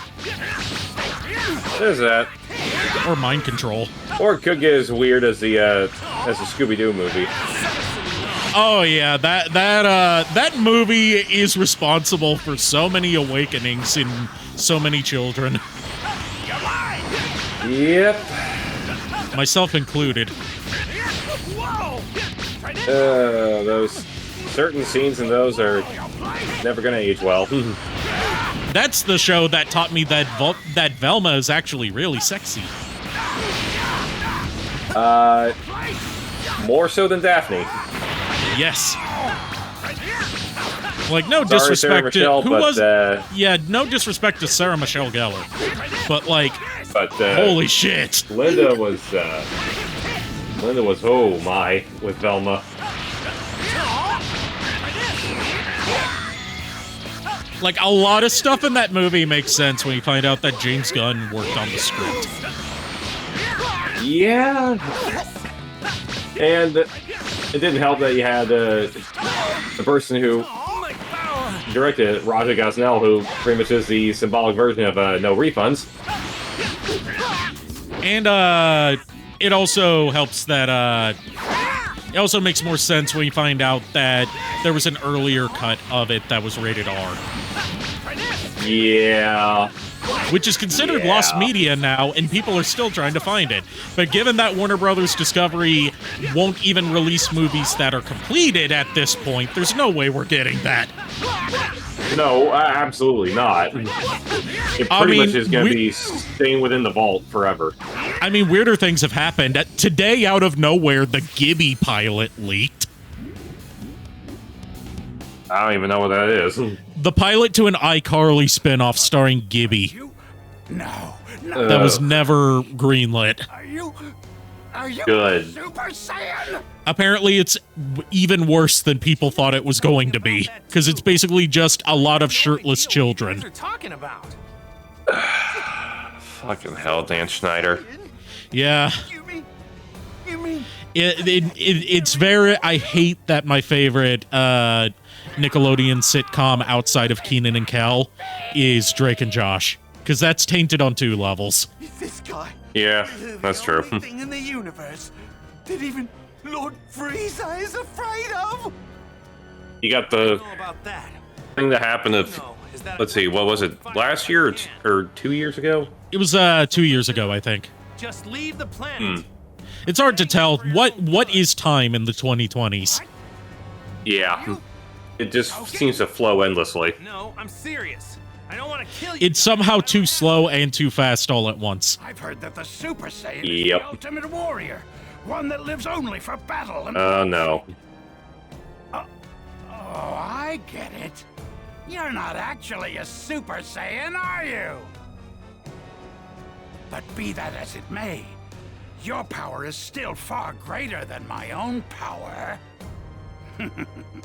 Here we go. What's funny? What do you expect is funny? Take my scouter. What's funny? The Three Stooges. They're fucking hilarious. What are you doing? Also, because this is a teen-rated game and modern Dragon Ball in general, there's a lot of gore discretion shots. Yes, and I... Yeah. Like, to my understanding, the reason that a lot of modern Dragon Ball stuff doesn't have nearly as much blood and violence, like, you know, more disturbing violence as old-school Dragon Ball and Dragon Ball Z had, is because it airs in, like, a Sunday morning time slot now, where they can't get away with that anymore. Nope. At least in Japan, it airs on a Sunday morning time slot. What's going on? Here, obviously here, it doesn't air at that time. We've made a Except for that time where it aired on Nicktoons and Toonzai. That was weird. mine now. Hey, Yeah. Captain, here's your It was weird that they had a censored dub and then an even more censored dub. Back to the ship. Yikes. It's possible Lord Frieza may have returned already. And then I there's remember- a third alternate dub that's never been released, where Ocean was going to dub Dragon Ball Z Kai for Canada, but they just never released it for some If I reason. don't hurry, wait, no. Oh my. He's gonna Like, the only reason we know it exists is because the theme song leaked, and we have a confirmed cast list of who would have played who. Of course. Even if I make it back to Earth, Chi-Chi probably wouldn't. And Sean Schemmel has talked about how he's watched it, and he's like talked about how terrible and how censored it would have been. But that's Sean Schemmel, because he likes to shit talk any other Goku voice actor except for Masako Nozawa. I would know because I went to a con where he was there with Masako Nozawa. The one person he's afraid to shit talk. Of course. And that was an enlightening experience, seeing them host a panel together and seeing how wildly differently they treat the seriousness of voicing Goku. Please don't die, Grand Elder Guru. But it did have some good moments in it. Like, one of the highest rated videos on my YouTube channel before I privated all my old videos was a video I took from that panel where someone requested the two of them to do the fusion dance. Nice. But, like, one that sticks out to me was, I asked them how did they get into character for Goku, because it was, like, a Goku-exclusive panel. My name is Frieza, and I've come to humble little right. planet And Masako Nozawa tells this thing about how, like, to gather all 7. she will take off her shoes when she gets into the recording booth, and she'll walk around the recording booth in circles until she can literally and, like, mentally walk into the mindset of Goku. Killing monsters like you. I would be more. Oh, that's fascinating. if I were you. Although Sean Schemmel's like, I just use force, keep practicing the yes. voice until I get it right, then I There record. are 2 of you, yes. I don't care which one of you it is, but one of you will. And like another one was like, have you ever That's how it's going to used the Goku voice for like pranks or stuff? And Sean Schemmel's like, I've never used the Goku voice for pranks, but me and the other Funimation voice actors will like do improv jokes towards each other, which if you've heard those leaked audio recordings, you know how obscene those can get. Oh no. Masako Nozawa was like, in Japan, we don't do tomfoolery like that. my lord. I see. But I'm curious. Don't you wonder if he'll still Oh, the culture is very to different. know when he sees Yeah. that you're about It was to an die? awkward panel because they are they have such different like views of how important the character is. Grand Elder Guru doesn't have much longer Right. to live. And like one of the things that Sean Schemmel clarified is that like he has a stipulation in his contract that says that he's not allowed to use the Goku voice to sit for any other non-sanctioned versions of Goku, which is why he doesn't do Team 4-star requests. Like he could get in legal trouble Quite for it. impressive. You've Eh. somehow managed to raise your But he's allowed to use the Goku voice for other characters that are not called Goku, which is why, if you remember Kappa Mikey, he used the Goku voice for when he played Gonard. Truly up against. My power level Oh, is Gonard. 530,000. Um, Rest assured, however, I haven't the slightest. I do have like one wholesome thing out of meeting Sean Schemmel, and it wasn't from me. It was from the people right in front of me as autograph line. They wanted to get their pictures with him on a 3DS, and he was fascinated by the idea of taking a 3D picture. So he like took the picture with like his hand outstretched to the camera, so it would look cool in 3D. Oh my goodness. Where are the Dragon Balls? There I'm are the coming hidden to grab Lord you. Frieza's holding on to them.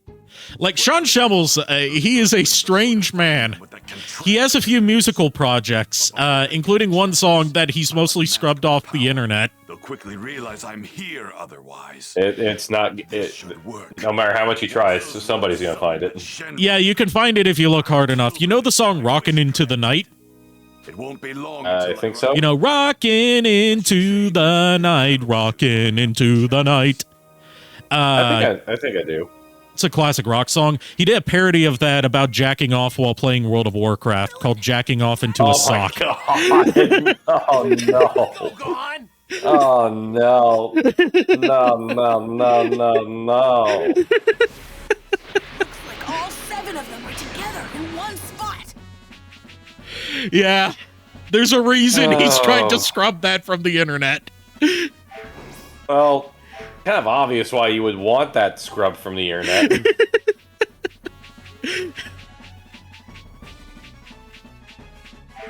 Also, while the dude may be kind of an ass, he's great. I won't, like, disrespect his voice acting talent.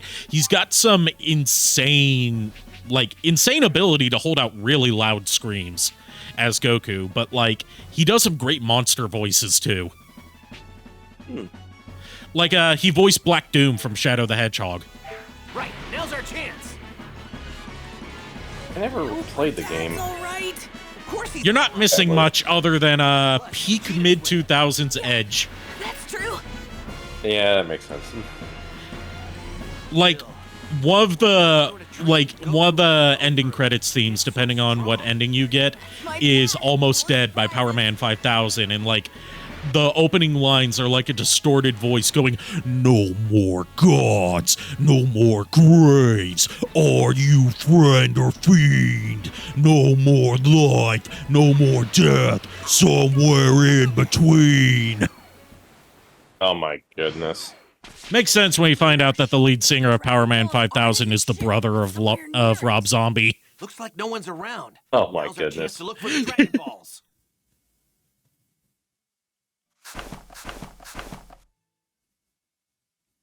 So, they actually buried them in the ground. Huh. We've got all of them now. Ah, so that's where they are. Hurry and summon that Shenron creature, you fools. Once that thing makes an appearance, I'll trash the kids and finally make my wish for immortality. Yeah, Vegeta, you don't want to really do that because you might have the issue that Mordred did. And grant our wishes! I'm not too familiar. I haven't seen any Fate stuff, but I have interacted with some Fate. Justice League Unlimited Mordred. Oh, Justice League Unlimited Mordred. My mind went to Fate because, like, back when I used to use Facebook, I ran a few roleplay pages, and I had this one Mordred page that wanted to do, like, Yuri roleplays with some of my pages. Yeah, that makes a lot of sense that there's a lot of Yuri potential with Mordred. Guy. Like, it was specifically, like, Mordred wanted the character from my page to, like, give her a chest massage so her boobs will grow. You and befriend one of his men? Or... They dug up the dragon. Probably because that Mordred met the Lancer version of Artoria. Obviously, we used the Dragon Radar. I mean, I haven't seen much from Fate. I'm like, the most I've seen from the Fate franchise is the Paroru meme. Thing. We tried to summon Shinra with Nero Claudius. Yeah. You know, there's something. Which reminds me of one of my favorite punny mods that I've seen for any Capcom game, where it's Devil May Cry 5, but Nero has Nero Claudius's hair. Christ. That's not my dad. Huh? There used to be a video related to the Paroru one, where it's like a whole bunch of characters from one of the Fate games doing Paroru. And it's like all these different versions of Saber and Nero doing them. So I took it. Yeah, that probably would be like the original Stay Night. Some of the Carnival. And you're? That would make sense. If I remember correctly, it was like one of them was like Bikini Saber or Bikini Nero or something. I have trouble telling them apart, but I'm sure I'd be able to tell them apart if I actually watched the damn show. Let's see, the Nero swimsuit is her as a caster, and the one with the original saber is her as an archer. But like whoever it was, like she sings it really off key. All this really complicates things. Go on. Good Drill lord. it. I know you two have what it takes. And another one was Saber Alter, and she just sings it kind of monotone. Of course she does. Of course Saber Alter sings monotone. Remember, this is your body. Yeah. I think I love the bit from My body. Carnival that had a Saber working at a maid cafe, Separated from it. You can't and ultimately it's capable of. ultimately that Saber went her alter mode and absolutely wrecked on Gilgamesh. I have a well, I don't know whether they'd call me a friend or not because I don't really talk to them that much, but I make sure to like get a photo with them every time I see them at con. A cosplayer called Mannonite. They do an archer cosplay. One of the archers. That's really good. Which one? The white hair one or the white haired one? Yeah. Okay. The original archer. Yeah, they do a lot of really good cosplays in general. Like they do some really good Link cosplays, some good Sora from Kingdom Hearts cosplays, multiple Soras actually, and they make their own Keyblades. Ooh, damn. They've done some Deku cosplays from My Hero Academia. They've done some Dot Hack cosplays, which makes me happy because I'm a big Dot Hack fan. So I've heard. I haven't seen what they've been doing in a long time because, again, I don't use Facebook anymore, and I refuse to use Instagram. Yeah. I really don't bother with Instagram. It's bad enough using Twitter. I refuse to call it X. Especially now. It's not that. It's just Twitter. No one's ever going to call it X. Just like nobody's ever going to call... Just like nobody's ever going to call the Chrysler Building anything. No, the Sears Tower got renamed to something else in recent years because it got bought out by... It's always going to be the Sears Tower. Yeah, everyone, even people in the Chicago area still just call it the Sears Tower. Yeah. Also, if Elon Musk is going to dead name his children, then we're going to dead name his site. Yeah, that's fair. It's only fair. I mean, it's just like this. It's like... Not only that, but he's gonna be in trouble with Japan, too. Because that is a name for a popular boy band group out there is literally X. I mean, even the logo for X is just a standard Unicode character that he can't copyright or trademark. Of course not. No! And does things on the cheap. Chase couldn't have been defeated so easily! You're next! One of my favorite things is that, every time he gets ratioed, he changes something on the site to make it harder to ratio him specifically. He's gonna do it! There's a reason why I've muted you, Elon. No one really gives a shit what you say at this point. Yeah. It should have been... A lot of people used to think that he was some sort of tech genius. I'm like, it should have been obvious he was an idiot from the start when he recorded a Post Malone-inspired rap song dedicated to Harambe years after the Harambe meme died. Back to being me again.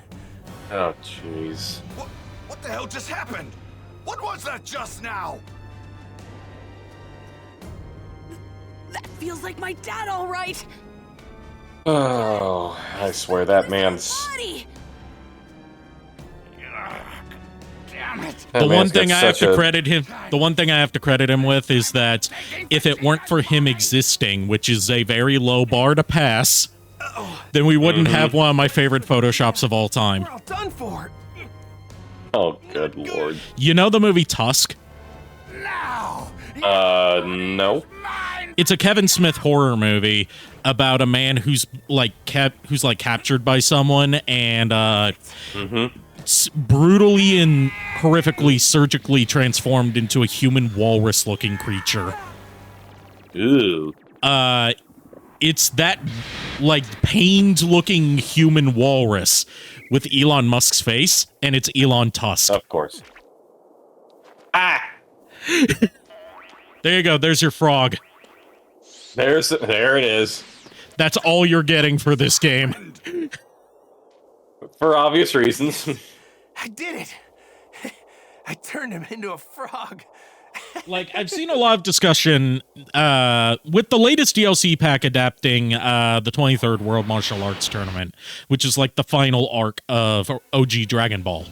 I've seen a lot of discussion about, like, what if they were to do a follow-up to Dragon Ball Z Kakarot that adapted all of Dragon Ball? And I'm like, that would be hard to do, because early Dragon Ball is just incompatible with action RPG combat style gameplay. Because, like, early Dragon Ball is just a gag series. Yeah.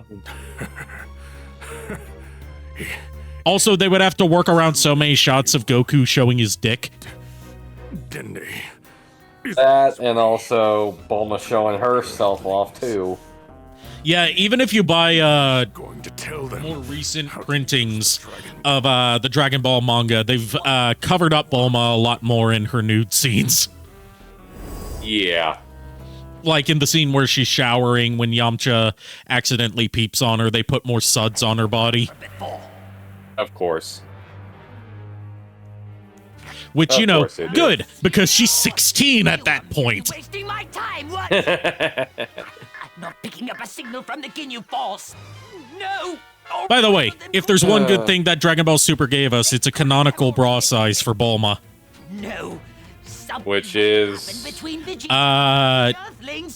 in centimeters, 84D. Dragon Balls! My goodness.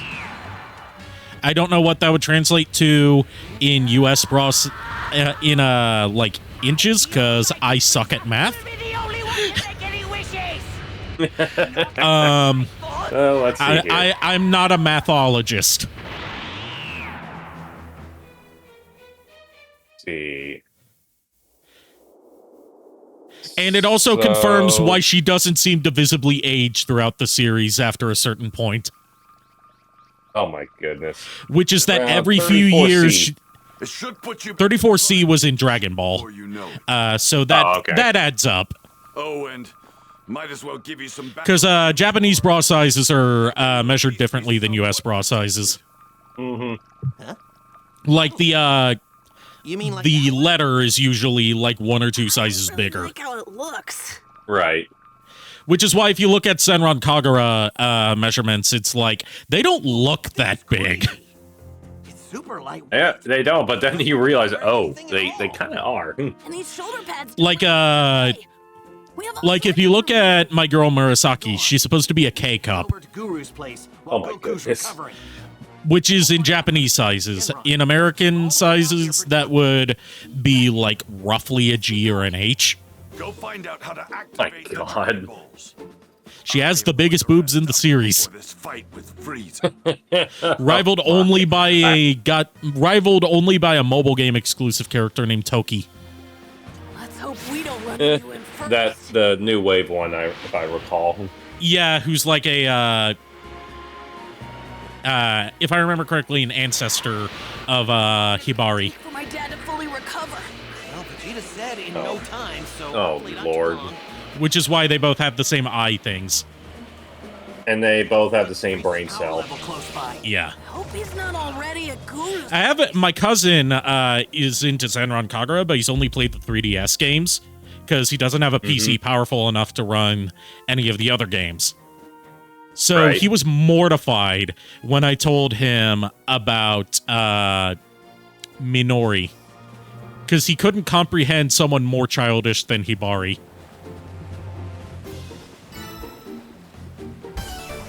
Yeah. Yeah. Yeah. But he did find a few new waifus. In particular, he really likes, I'm trying to remember her name, Yozakura. Oh, Yozakura. Oh, her. Yeah.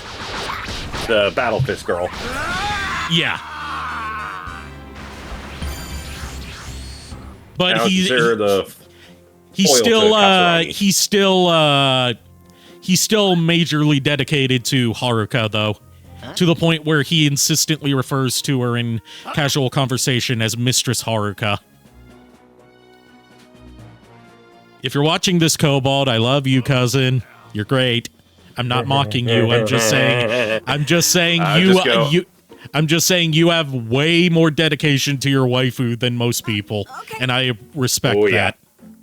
Look at that. Wouldn't surprise me. That reminds me of a certain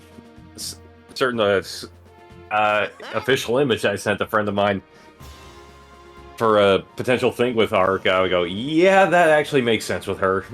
Just the sweater, the skirt, and wearing the stockings. There's a lot of great POV official of her little helper on the ground, and you're looking up at her. There's a lot of great official images of all the cast, mostly due to the cards. Oh yeah. Like, the cards have some of my favorite outfits for Murasaki. Like, not even talking about the fan servicey ones, just like the ones of her in a kimono are just so pretty. I do enjoy the dancer ones that they have for them. Also, there's official art of her in a bunny girl outfit, and I'm like, hell yes. Of course there is. There's two of them of her in a bunny girl outfit. They're different colors. Yep. There's one with Katsuragi in a bunny outfit. That doesn't surprise me in the slightest. That's actually her wearing more than she usually does. True. Just remember, that girl does not wear a bra. No, she does not. I know for a fact, because I'm looking at her figure right behind Byleth right now. I wish that Murasaki would get some better figures. Yeah. I've got the chibi figurine of her, which I think is like the only one she's gotten. It's like a little chibi version of her that comes with a tiny little baby bee for her to hold. Oh my goodness.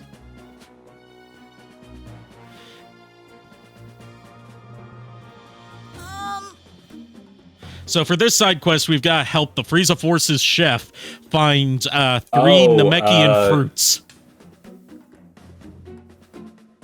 Ari. Yes. Murasaki does have something that is in draft right now. Ooh. Problem is, I only have a $200 nurse outfit. Oh, I love that. There is official art. There is official art of her in a nurse outfit that looks just beautiful. So I just sent you what the draft has so far for it. Let's see. I'm gonna have to switch inputs to see this. The wonders of playing PC games on a TV. Oh yeah, I know exactly what art this is referencing. Nice. God, I wish I had the budget to buy these kind of figurines.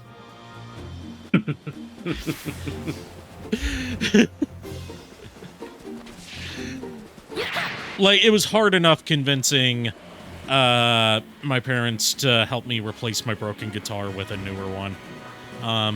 Yeah. But there's no way I'm convincing them to be like, hey, can you buy me this, like, however many $100 statue of a half-naked busty anime girl? Oh no, that's never gonna fly. I mean, my mom's bought me anime. My hands on that Hikage. My mom's bought me anime figurines before. It's just she doesn't know what anime I watch, so she buys figurines from stuff I don't give a shit about. Like, I've got this nice Mikasa figurine. It's just I don't like Attack on Titan. Oh, I was like, are you talking about the Railgun Mikasa? AOT Mikasa. Oh, I see. And she got me, like, this variant of Mihawk from One Piece. Okay, that's not too... That's actually pretty cool. Like a grayscale variant of it called Dracul Mihawk. Ooh, That's actually pretty interesting. I have it on display just because it looks so cool, but I've never really watched One Piece. Or I watched it back in the day. I just like I watched just the too much. Yeah, that's my problem with it. It's like I'll watch it once it's over, so I don't have to be kept waiting for the next part of the story. That, and also I know for a fact what I can skip. Yeah. Like, that's my general approach to a lot of anime these days that are long-running at the very least. It's like, I'll just wait until it's over, then binge watch it. Yeah, I will say this. I was just like, you know what? I have a thing of one of the characters, and I'm probably getting 2 of the 1/4 the scale B styles of them.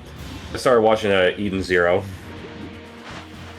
You know, I've never seen Eden Zero, and I've never seen Fairy Tail. But you know what I have seen? Fucking Rave Master. Yep. Oh, they do actually reference a couple of Rave Master characters in Fairy Tail with one of the OVAs, I think. I'm aware, mostly because my friend Mistress Dove, who recently started streaming, and everyone should check her out, twitch.tv/themistressdove, I believe. She also does really good video game reviews. She did the most comprehensive reviews of Scooby-Doo video games I've ever seen. Oh my goodness. And she did a really in-depth review of Berserk for the Sega Dreamcast. That should do it. And yours truly is recorded a cameo for an upcoming video. Nice. And she's also going to be cameoing in my whatever ends up being my first review since I've rebranded as Arikado. That's cool. Just basically check out Mistress Stuff. She's great. But like, you know that thing that was going on Twitter where it's like list your Twitter mutuals without saying their names? Look at I like did that, and for her, because her avatar is like a very busty vampire lady. Mm-hmm. I just listed her as Honka Donka Badonkas. And she quote tweeted it with a shot from Fairy Tail of just a close up of Ellie's boobs from Ellie from Rave Master's boobs. I'm like, I can recognize Ellie's boobs. Oh my goodness. My word. She was excited to be tagged as Honka Donka Badonkas. I was like, I probably have an idea of which one I am in all this. Yep, yeah. I tried to make them as obvious as I could. Like, I got a pretty good idea. You are one of the most cultured people I've met. That's certainly a statement. In a good way. Yep. Let's see. I got Culture Rios mousepad, Lucy, Chizuru. Thanks to you, I've got 2 cultured mousepads now. I've got the Tifa one you bought me, and I previously bought a Murakumo from Senran Kagura one. Yep. Let's see. I even had to get I got a custom one for Medaka from Medaka Box. Nice. I always get whiplash when I see Medaka from Medaka Box because she just looks like Rios with blue hair. Yeah, I got. It's with her in the one scene that she's undressed and in the student council room, completely catching Zenkichi off guard. If I had the funds to get a custom one made, God, what would I do? Well, obviously a Murasaki one because I missed out on getting her official one. I could buy it secondhand, but I don't trust buying those secondhand. I don't know what they've been doing with those. No, or should you? But another one I'd probably do is Layer from Mega Man X. Yeah. Or Makoto from Blaze Blue. I forgot to mention the last Culture mousepad I have. I gotta get the Makoto one just because of they're in Blaze Blue lore. She has made a mouse pad of herself. You know why I'm not surprised? It's in one of the gag endings from Chrono Phantasma, I believe, where she tries to... It's from Ragna's gag ending in that game, where it's another instance of him being stuck with the spectacles of Eros that make all the women fall in love with him. And Makoto tries to seduce him with a mouse pad of herself made from a real mold of her underboob. Whoa, now. What do you say to that? I say hell yes, mostly because it's Makoto, and I love Makoto. She's tied with Sith from Merryweather's group for sexiest squirrel girl I've ever seen, which is there's not a lot of them that I've seen. No. But still notable. I only know of two, personally. Makoto and Squirrel Girl. Squirrel Girl would be there if it weren't for the buck teeth. Yeah. Like, I get that makes her look more like a squirrel, and she's not a fan service character to begin with. No, she's... If I recall correctly, I think she is a mutant. She is a mutant. That does have... Yeah. She's a mutant because, she debuted before that weird era where Marvel was trying to phase out mutants in the comics and replace them with Inhumans. Yeah, the whole... Just to try and devalue the X series. Trying to devalue the concept of mutants so they could try and devalue the X-Men brand so they could pressure Fox into selling them the rights before they just straight up bought Fox. Ask him what to do. Yeah. I knew it. This is perfect. Basically the same thing they did the Fantastic Four. I you to and tell you how to use the Dragon Balls. Disney's an evil company. Don't buy into their family-friendly corporate facade. You're all being fooled, including me, because I still buy their stuff. Grand Elder Which one, Marvel or? Yes. Yeah. All of it, yes. Yeah. Except I haven't seen, I keep seeing Marvel movies, mostly the Spider-Man ones. Because, as far as the MCU concerned, the only ones I still give a shit about are Guardians of the Galaxy and Spider-Man. Now it's officially less than 2 weeks for Spider-Man 2. Yeah, I got that shit pre-ordered. I need to get back to streaming Spider-Man Remastered. It's just, I've got to decide whether I really want to do, heavily modded PC playthrough at the cost of, tanking my avatar's animation, because that game is so CPU intensive. Oh, yeah.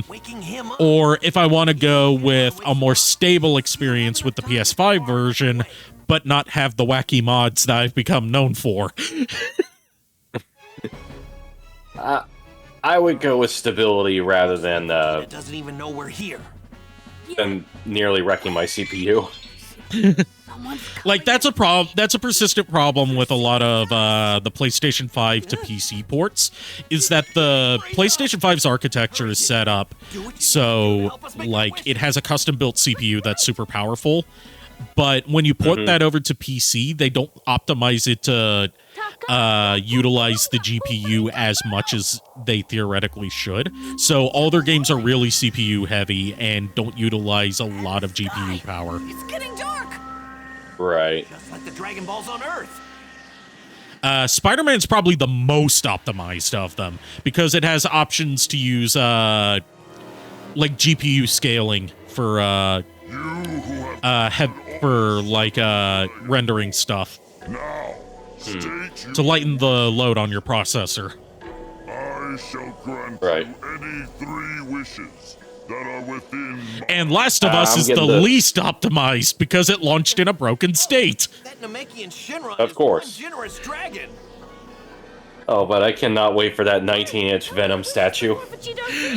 I can't wait for the 19 inches of Venom either. First, asking Oy, oy. I love the way that whoever was whoever was in charge of posting that on Twitter, they knew what they were doing. There's no way that was an accident. Nope. I am unable to grant that wish. Especially because so many people recently have found out, hey, Venom can be sexy. Thanks to the Venom movies. What? Yeah. Oh no! I just saw the first Venom movie pretty recently, and it's way better than I expected. Yep. Like, it's a bizarre as fuck movie that would not work if it weren't for Tom Hardy. Hurry. No, and honestly, if they decide to give Venom the R bit, I think it would be even better. Like, I say that as someone that's not too familiar with Tom Hardy and hasn't been impressed by what he's seen before, because the only other role I've seen from Tom Hardy is Bane, and he sucked as Bane. Use it to bring me back. No, Bane's... Now, here's the thing. Bane has the ability... You have to trust me on this. We can use the Dragon Ball. Bane being a great strategist and everything, you see that with Arkham Origins. He's nothing more than a goon after that. Yeah. And as for the second wish, like, my main problem with Tom Hardy's performance as Bane, other than the fact that Bane wasn't written very well, in my opinion, in The Dark Knight Rises, is that fucking voice that he used for Bane makes it impossible to take him seriously.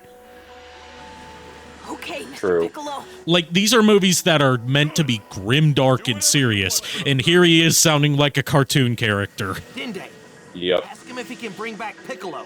Like, I'd hate to give credit to Newt from Underbelly because he's a known plagiarist.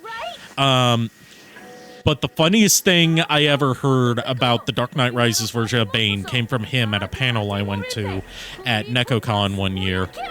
And he said that Bane in The Dark Knight Rises sounds like Sean Connery talking through a drive-through speaker. Understood. That is actually rather accurate. And in Star Productions fan dub of Batman Arkham Asylum, I'm part of a group that does improv fan dubs called Star Productions. In Arkham Asylum, I played Bane, and I was instructed to do the Tom Hardy Bane. I kind of veered off of the Tom Hardy bit and went into Long John Baldry. Nice. And that ended up making it better. Of course it did. Because you can take anything from... You could do anything better than Tom Hardy Bane. I mean, it's partly because I love Long John Baldry's voice, so I do a lot of impersonations of him. Hell, I have a point redeem for like Eggman stuff, and it's like you request what you want me to say as what version of Eggman, and most often people request Long John Baldry. Time to get emotional. Because I've been told I do a good Long John Baldry Eggman, or Robotnik, as you should say. Nice. It must be that but Frieza. I sense like it went from like, ah yes, Dark Knight, to more like the monster energy flows through my veins, Batman.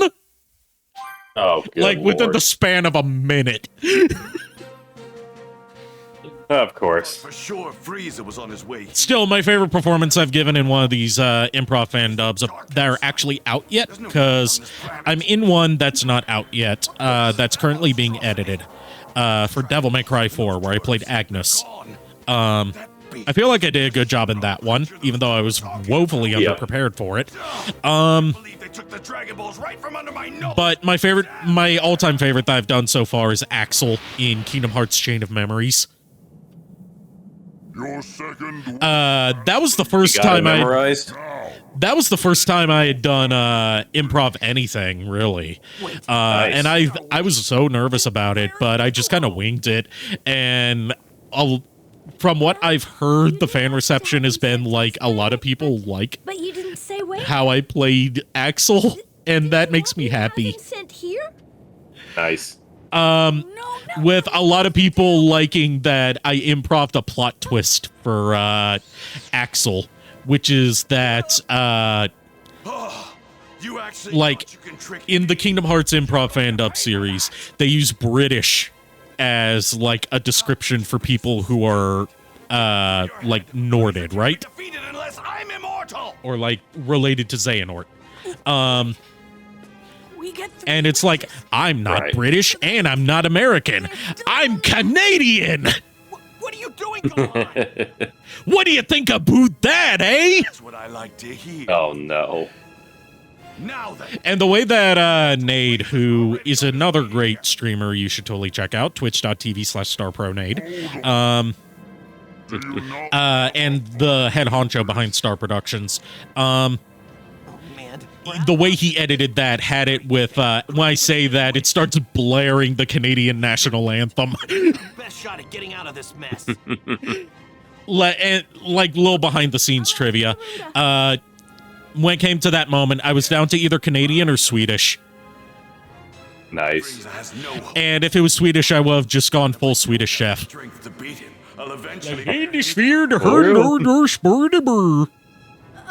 here goes. There are two chefs I want to cosplay someday. The Swedish Chef and Chef Excellence. But I know that nobody's going to get Chef Excellence. Because not as many people watch Ashens as they should. The Dragon Balls, they're stone! Grand Elder And because Chef Excellence hasn't been featured in an Ashens video in years. died. What do you mean? What about my immortality? Not happening, bud. Uh-oh. Frieza's angry. Frieza's angry. Well, you've really done it now, haven't you? You have destroyed my dream. Okay, I've met Linda Young before, who voiced Frieza in the original Funimation dub, right? As for the lack of response from Really sweet lady. Iconic performance as Frieza. I still think Damon Mills is better. I don't fully I'm sorry. understand what has I love you, Linda Young. You were so sweet when I met you. This just fits the character better. Dragon Balls turning to stone Yeah. just as I was about to make my I also met his Japanese voice actor at the same con, because he goes to my local convention, Animazement, every year. Nice. He also voices Cooler. Actually, he voices all of Frieza's family, basically. Oh my. This is a first. Just like how Masako Nozawa voices all of Goku's, like, extended family. Like, except for Raditz. Like, she voices Gohan, she voices Goten, I believe, and she voices Bardock. I'm going to make your death long and painful. But, like, as much as I have nostalgia for, like, Frieza sounding like a raspy old woman, this just fits the petulant, spoiled emperor character better. What is his power level? Yeah, pretty much. There's no way we can beat someone like this. Yeah, Krillin, I'm sorry, buddy. You really think That was actually, when I met Linda Young, that was actually a big deal because, like, she had been in semi-retirement for years at that point, and that was her first convention appearance in a long time, apparently. Wow. And I didn't even know that going in. I got her to sign my Dragon Ball Z box set, specifically the one of the Frieza arc. I'm getting even closer to Unfortunately, it's the orange brick set, so it's, like, dog shit quality, but I'm still keeping it just because of her signature. Please, you are Of course. Super Saiyan. She wrote Bow Before the Emperor of the Universe on it. It's no myth. Of course she I'm did. strong enough now to take on evil. And that was when the one time I cosplayed Saiyx. Because it was too hot to be wearing black leather in the middle of May. A number of people throughout the universe have the ability to transform when needed. Some camouflage themselves with it, while other beings use it to conserve their energy. Oh, and going back to, like, stuff we've gotten autographed, because that's been a fun conversation. One of my favorite things I've gotten autographed is I have, like, this figurine of Ken from Digimon Season 2. What did you just say? Oh, nice. And I brought the stand for it with me and got Derek Stephen Prince to sign it. Oh, you think so? Because obviously he can't sign the figurine itself. Recall when I took over Planet Because it's like, it's stuck in one static pose. And that same year, Paul St. Peter was there, who voiced Wormmon. Vegeta. Your Ooh, planet was nice. nothing. And I did not get him to sign that, even though it came with a Wormmon figure to go with it. So kind of stupid that I didn't get him to sign it. But I did get him to sign my copy of Brave Fencer Musashi for PlayStation 1. Nice. Where he voiced the main villain, Pure Flatski. Go on. Before he was famous. For some reason, it just reminds me back when I was at Fan Expo, also getting my Persona 5 Royal Steelbook signed by Xander Mobus. If you wish to die, Oh, I would love to meet Xander Mobus. When I met him, he was really nice, but he had it was a bad misfortune that his payment system was not working for a while. And eventually, it did work, but before then, he's like, if this happens again, I am going to kill someone and wear their skin. The person with him was like, she just backed away slowly from him after he said that.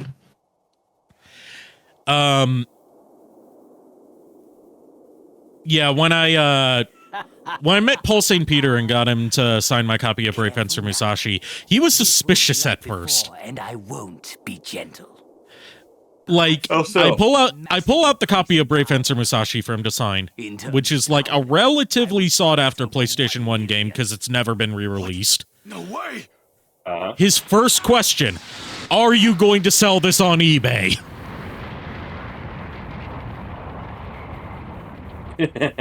And I say no. I say no. This is one of my favorite games ever. I'm never gonna sell this. And he's like, okay, I'll sign it.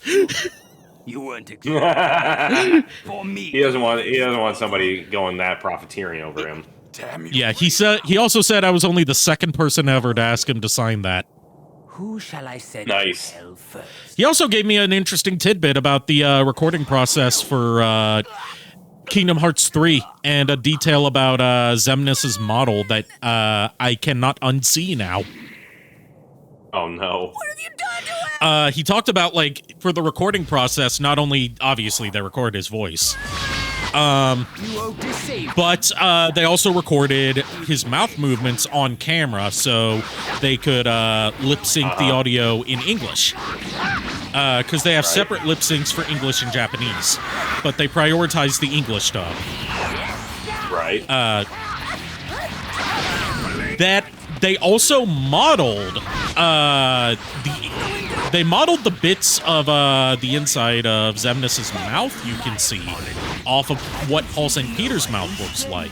So the way he put it was, if you look closely at Xemnas' teeth in Kingdom Hearts 3, you can see that some of his front teeth are crooked. And that's because that's what Paul St. Peter's teeth are actually like.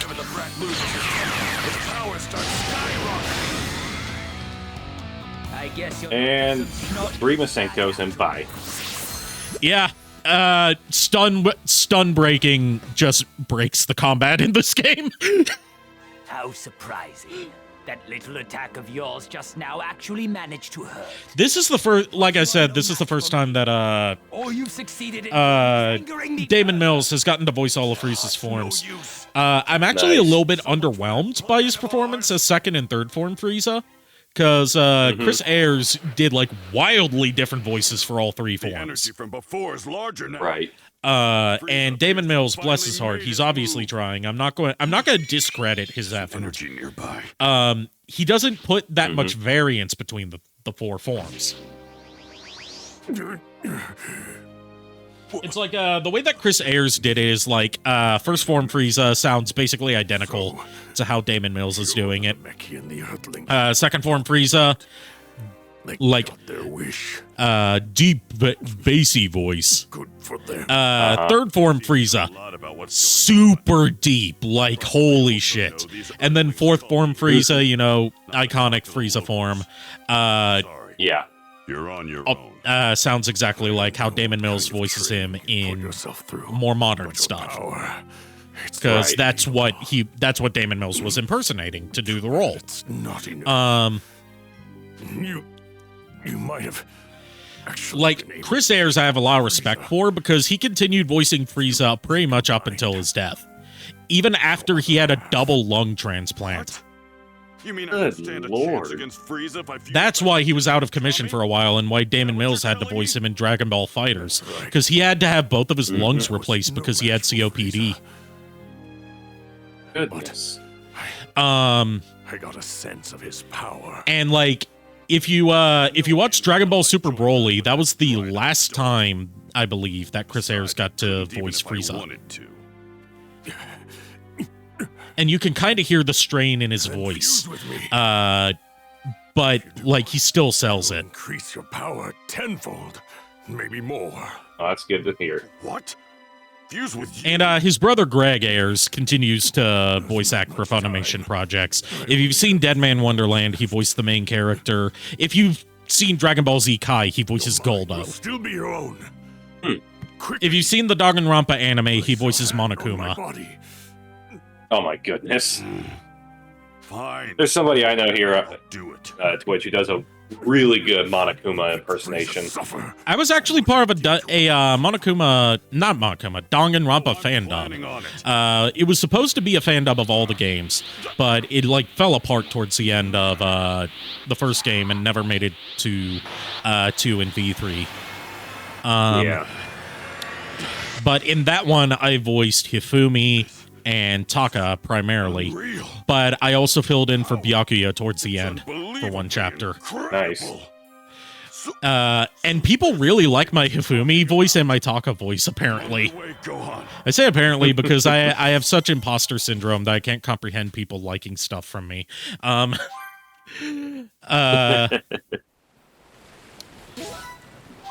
like, my Hifumi Yamada voice, I based it partly off of the English dub, but also basically just kind of like what I imagine someone who's like actually in the comments would sound like. Oh my god. And then my Kiyotaka was like, my name is Kiyotaka Ishimaru, and you are 5 minutes late for class. This is not welcome in a school environment. No. Good Lord. And Such then for the part where like he acts like he's possessed by the spirit of Mondo, I did Kiyotaka doing an impression of Mondo. Oh, oh Lord. So it goes like, my name's not Kiyotaka or Mondo. I'm both. I'm like Kiyondo. My god. And my favorite experience from I still recording remember that ridiculousness from the game. My favorite experience from recording that fandom was the Let's do this. the sauna scene where he's like trying to outlast Mondo in the sauna. Oh my because, god. For multiple reasons. Like, I guess me and Will, who's also a VTuber, but I haven't talked to him in a while. I should, because he's one of my voice actors for Transformers Armada Bridged. He voiced Mondo, and we record our lines separately. But we somehow both had the same wavelength idea of we should make it sound as homoerotic as possible. Oh my god. Oh my word. And it happened to come out on Valentine's Day. So Jana, who was... It happened to come out on Valentine's Day, so Jana cut a teaser trailer for it that made it... that hyped up, like, things are getting steamy on Valentine's Day. Goodness gracious. Like, we broke it up into, word. like, multiple episodes instead of dubbing the whole thing in one video. Because, you know, that much in one single video is too much. Also, this is another thing I like about this game. If you're too over-leveled for random battles, you could just fly through them and instantly win the fight. It's just a sheer force of their energy. Like, it's basically the same thing as Earthbound. Where, like, once you're a high enough level, you just instantly win random encounters without having to actually fight them. And my Peccary earbuds are saying that they're getting pretty low on battery. Oh, no. Yep. What should we do? Let's see. My roommate's sleeping. He's got early work in the morning. And it is almost 4 in the morning here. As much as I wanted to finish this at this point, I think we should probably call it here. I'll at least save this time, because I did not save last time I got to this point, and I got all the way up to Goku's fight with Frieza, and then you cannot save past that point until after the Namek arc is over. Oops. Ouch. But yeah, this was fun. I'm glad to have you on. I'm glad to have you on, Cloud. Let me switch back over to the chatting screen. Yeah, really honored to have you here. I was nervous about approaching you. I'm nervous about approaching people for collabs in general. I'd love to have you back on more often. Oh yeah, I would be very open to it. You would be a perfect person to have on board for some Senran Kagura streams I've been wanting to do. Yeah. Or maybe even Ninja Gaiden. You could properly appreciate that Team Ninja aesthetic. There's that, but also maybe even DOA volleyball. I don't have any of those. I've never played a DOA game. I've only played Ninja Gaiden. Yeah, I know that's where Momiji got her debut. Yeah, she got her debut in the one for the DS. But she's just perfection. Yeah, and one of my I could go on and on about like voice acting trivia, because I'm an amateur voice actor, so I love just the art of voice acting. Ayane in the Ninja Gaiden games shares a voice actor with Jenny from My Life as a Teenage Robot. Oh my word. Yeah. My God. Yeah. That's a stretch. And Rachel in Ninja Gaiden 1 is voiced by Tara Strong.